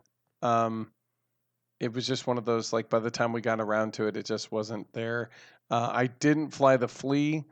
The only way I was going to be comfortable flying it, and again, it would have been a complete maiden, as in, I've never flown anything like this. I have no idea if I even have the surfaces right. Or I think I've got the balance point right. Is I would have had to take it off of my car or something, because if you know those O-rings that you use to put the prop saver props, that's the tires for this. So if you're looking for the general size of this thing, I've got those O-rings are the tires for the Flying Flea. It's like you just cut. What'd you make the hubs out of? Foam? Yeah, I just cut out roughly circular foam, fit the O-ring around it so it's kind of tight, and then I created a little paper, a paper hub, a paper. What would that be? Bushing. Hubcap. Oh, yeah. Bushing. Yeah. Yeah, paper bushing so that it was tighter around the thing and had a little bit more. It wouldn't wobble. That's what I found is that when I just use one layer of foam, in a couple landings, the landing is wobbling like crazy. So I figured if I put a paper bushing, that's basically just a rolled paper with a little bit of glue, and then I glued that into place around the hub, the foam board hub. It's lightweight, it rolls well, and it keeps it, from wobbling. So anyway, so the asphalt there isn't very smooth. It's kind of rough. So I was like, I probably could have taken off that thing is an F-Pack motor. So it's like a 2204, 2300 kV quad motor. That thing would have yoinked straight into the sky, honestly, if I wanted it to. So I just wanted to have it have that roll, partly because I wanted to see, I wanted to get a sense, am I going to do like a loop when I get off of the ground, or is it like going to take off scale?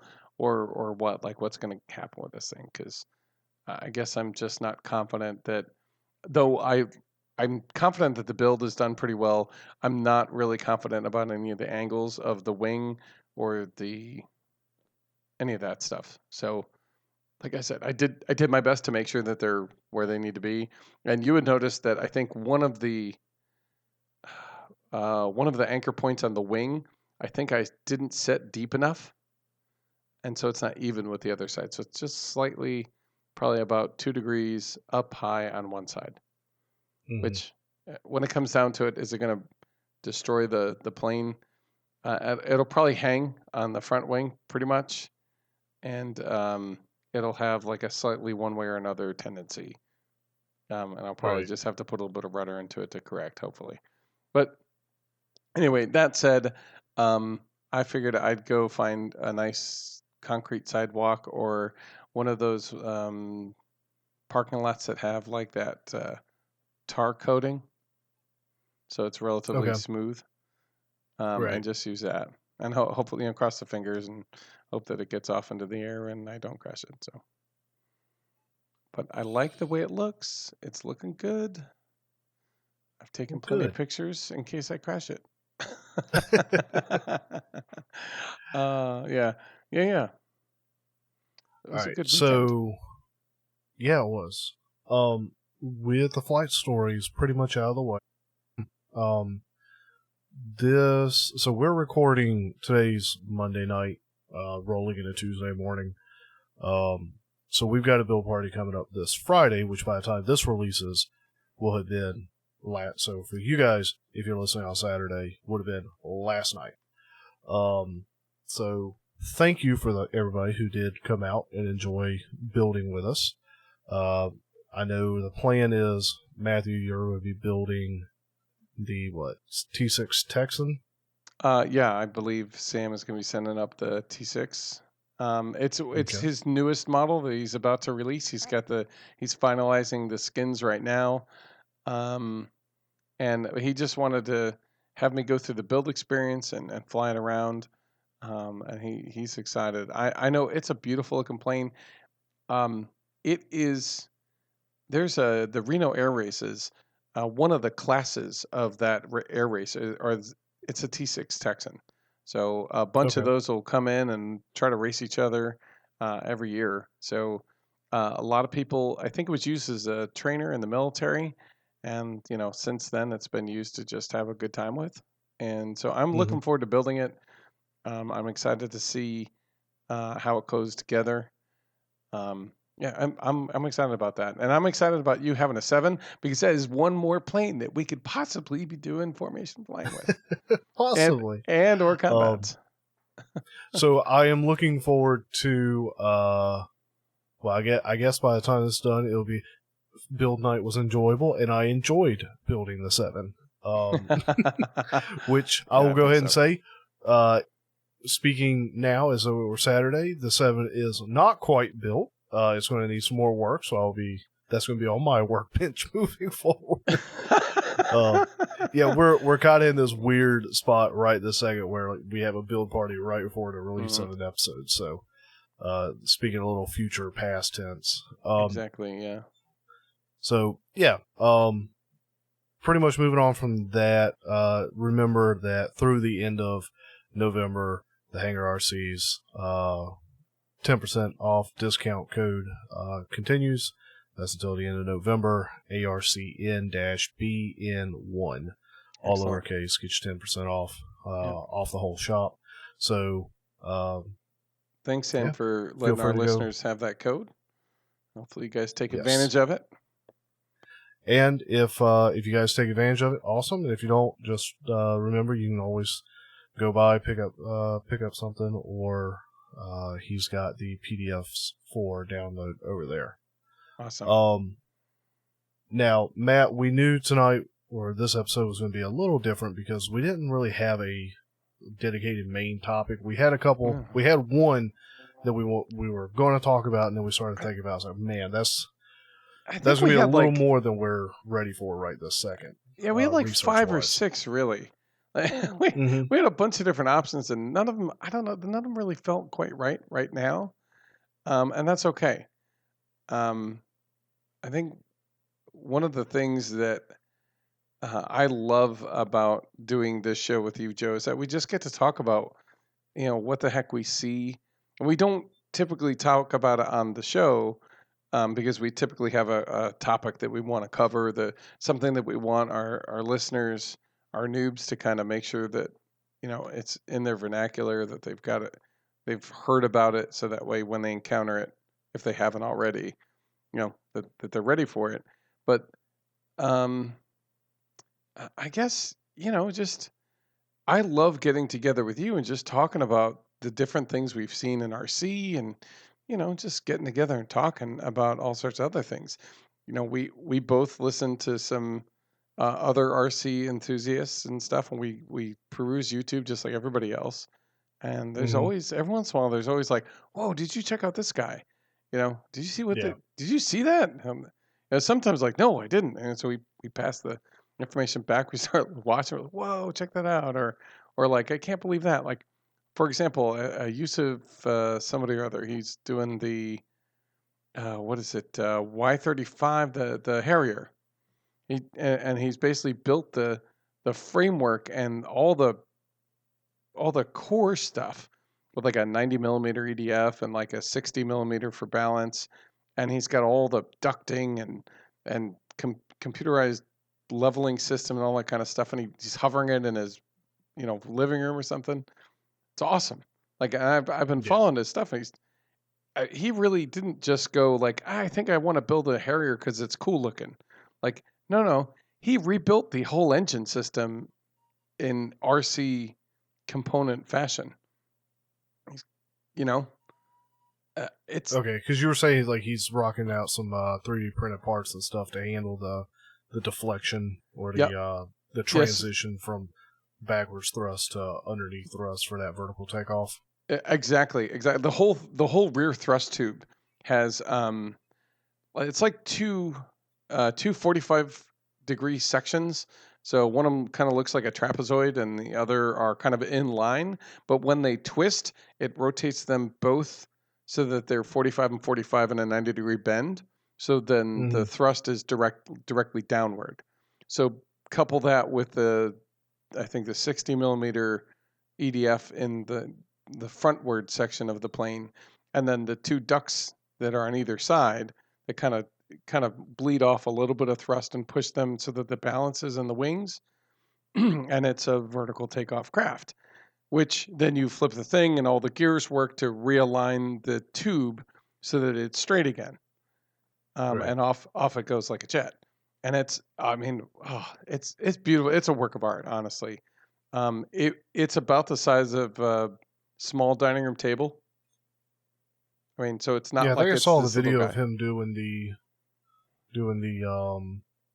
the test hover there in his living room, which power to you, man. I know, right?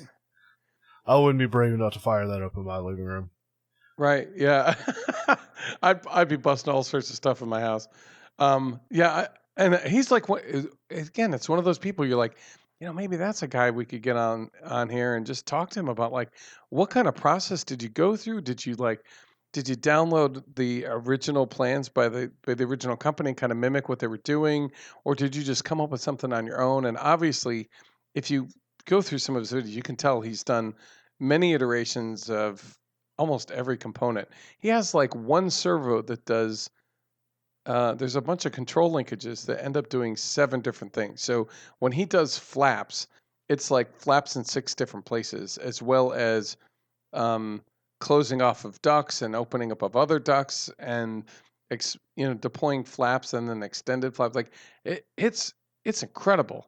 Like he is somebody, one of those things, like I would just love to sit down and go like, okay, what'd you do here? How'd you do that? And where'd you figure that out? And it's just and it's not all 3D printed. A lot of the components for that technical stuff is 3D printed, but it's a mixture between balsa and carbon fiber and fiberglass fuselage, and it really is a construction marvel, and it's really impressive. So you had seen that. I know a couple nights ago I was up late for no good reason, and I was actually just real quick, since you shared something you were watching. I tuned in. Wow, pulled up on YouTube, just flipping through, and wound up looking at the 2010 IFMAR 1/8 scale Nitro off road world final championship. Like watching those guys race the Nitros. Oh, okay. You mean the planes or the RC cars? No, the RC cars. Yeah. Was it buggies or like what are those? It's a track that like the racetrack style thing inside. No, it was the buggies on concrete and dirt. Oh, nice. That must have hour been fun. long. So I sat there and watched the whole thing. What was it like? The whole race, so all the different heats and all that stuff? No, it was one race. One race? What the heck are they doing? One race. They must have massive batteries in there. Oh yeah, it was world champion. It was Nitro. They had pit stops and all. Oh, I bet. Okay, that's awesome. Yeah. Mesmerized. Can't take my eyes off. Must watch. That's right. When we were together, we pulled together. We were talking about different build materials. We're talking about getting how light can you get, right? And then I pulled up this thing where it's basically, I think it was a Depron frame with carbon fiber and a Mylar skin. Like the kind of thing you have balloons made out of, right? Like, so this stuff is super light, and it's this indoor, they're indoor flyers, and it's just crazy to watch these things go. What's probably at best determined like a walking pace, maybe. Yeah. But they're doing 3D acrobatics at a walking pace, which indoors. It's just crazy to watch. It's just a profile plane, like with the X and Y axis, if you will, and it's just puttering along, and then it'll kind of yaw and its herd, and then they'll pull back and it just shoots straight up in the air, unlimited vertical, and then they'll do a backwards roll and bring it down and catch it right before the ground, back into perfect flight, just puttering along. Yeah, just puttering along. It's just really.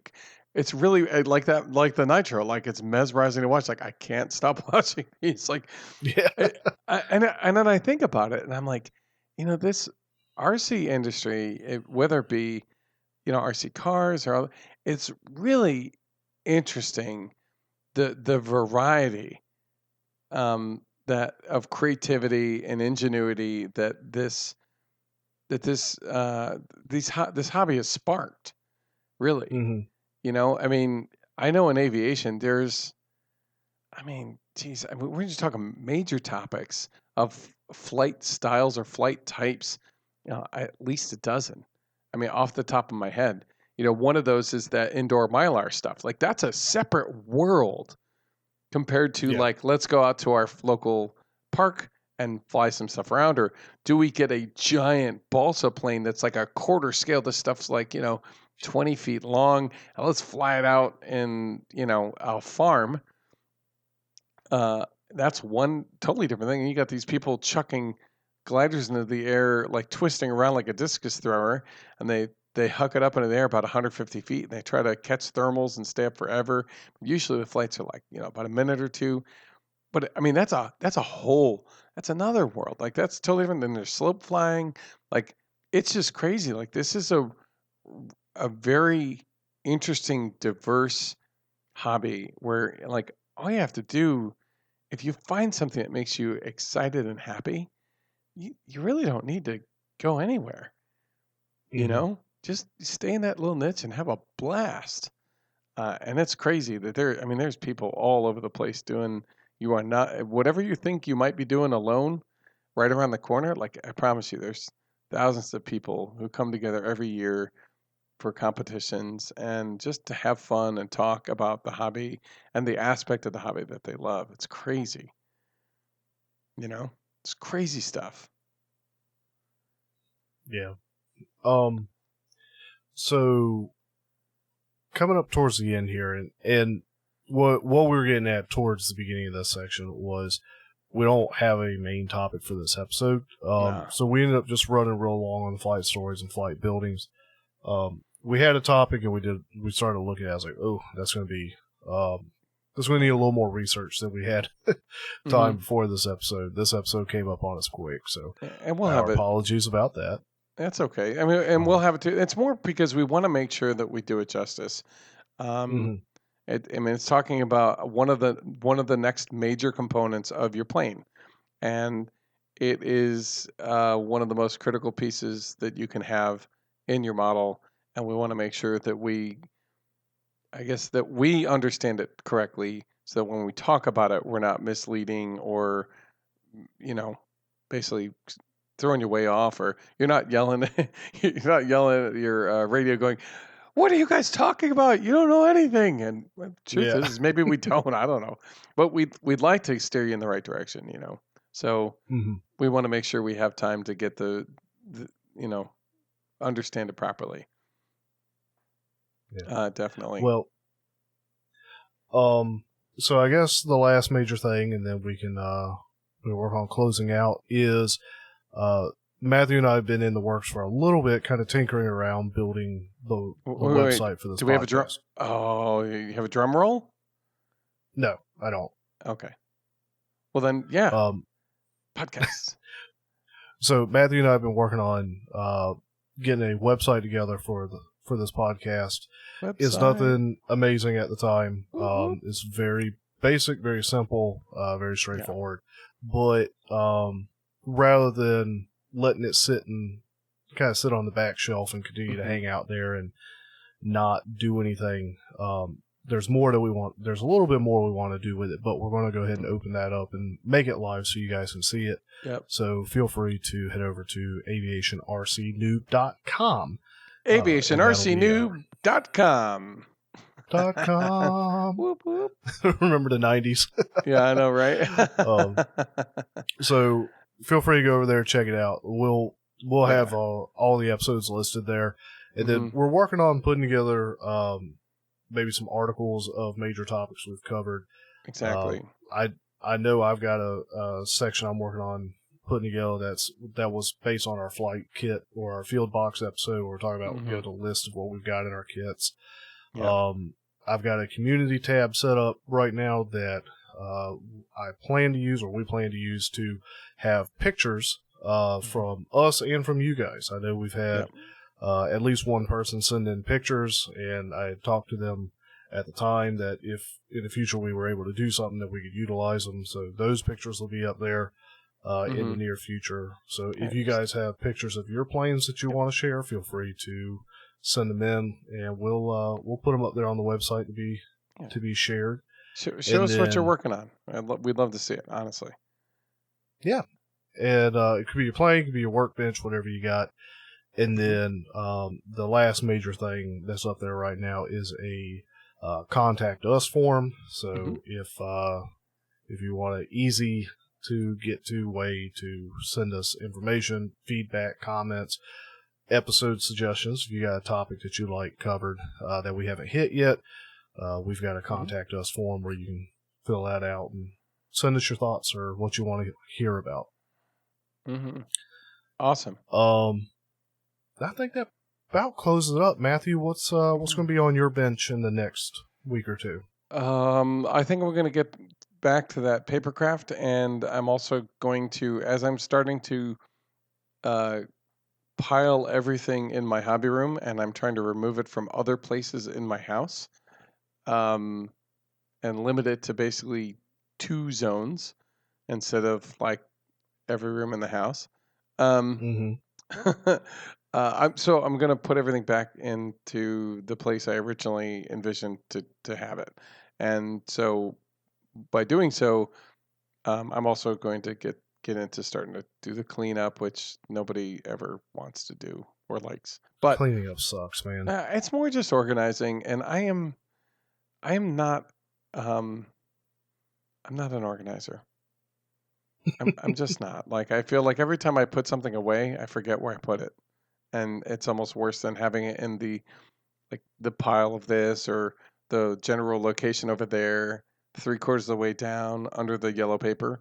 Like that's my organizational method. It's really terrible, but yet it works for me for some reason. No, it's perfect. That like I don't say these sort of things, but there are times like my wife goes through and she'll move stuff around, and then I'm, where did this thing go? It got put away surely somewhere. But I don't know where that is anymore. I knew it was. Like there's organization within the chaos. Absolutely, and that is sadly how I operate. I wish it was something different. Like, I know people who, I mean, they go through and everything's organized and everything's labeled and everything's got a place and an outline and a whatever. And I mean, it is beautiful. And it's just not me. It's never been me, and I wish it weren't, but maybe this is an opportunity for me to really buckle down and learn how to organize something in a way that everything's got a place, and to practice the put everything away when you're done. Maybe done with the build or whatever. And that might, I'm not sure, but it might kind of curtail some of the squirreling that I tend to do. Like, I'll start on a project, and as I'm trying to find a piece for that project, I'm searching around my shop or whatever it is, and I literally find 5 other projects I want to tackle. Yeah. I think when I was trying to find the UBEC for the Goblin, I ended up finding the pan tilt zoom. Pandolt sim thing that I had, and I put that together in the process. And I had a couple other things I wanted to solder. And there's the thing over there. I should pull these plans out because I wanted to build that thing so I could put the Pandolt in. And sure enough, I'm 6 projects deep, and I still haven't finished the one I started. Squirreling about. Much like we squirreled off the workbench topic. Yeah. And assuming that you, by the time this comes out, you still got a little bit of work left to do on the Texan, a couple final pieces put together. I assume you'll be finishing that up, and then definitely. I'm sure you're going to be wanting to get that out for a maiden and test flight. Yep, I want to get the 7 out with the new with the CPAC power pod in it with the new thing that I put together. I want to get the Papercraft thing. I want to put the rebuild wing on the Fogy, so that's on my tick list of things to do. And then I think I'm going to. No, it won't take long. And then I will probably have I will pick a project from the grave that I will either get it flying or trash it. That's pretty much going to be my method of clearing things out. I'm going to take one thing each every couple weeks. It's going to be the thing I finish. And either I finish it and it succeeds, or I finish it and it fails. And either way, I'm done with that project one way or the other. If it succeeds, I guess it gets to hang around. So, got to have a system somehow. So, what about you, Joe? The Fogy's done. I may want to put some sort of decoration on it. Might throw a coat of paint on it. No promise on that. I may rebuild the landing gear for it so I can do proper takeoff and landing. In that I've got the 7 coming in, or the 7's here, and I'm still working on it. Before this Friday, I guess it could be after you finish it. Just make sure to go out and pick up 1/8-inch wire from your big box store.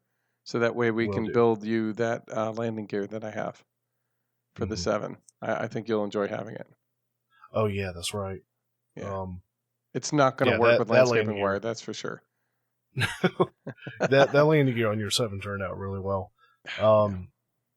Be finishing up the 7 and then tinkering around a bit with the Fogy, I'm sure, and then playing with the Spitfire, trying to figure out why it didn't fly right. Okay. Good.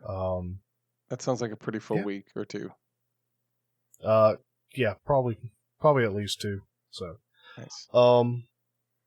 Anything else before we get out of here? One last thing. When are you going to pull out that custom built wing that you made for that first plane? Are you gonna rebuild that in a little while? One day. Okay. I'm going to remind you about it. I know it's in the back of your head, but I haven't lost sight of it. It's sitting back there. It's up on a dusty shelf at this point, but it's still back there. Yeah, that's where half of my planes are, on that dusty shelf. So nice. No, I don't have anything else really. All I can say is that I hope our listeners have a great couple weeks and fly as much as you can when the weather permits. Yes. And be safe, stay warm, temperatures dropping, and have fun. We will see you guys next time. All right. See you then. Bye.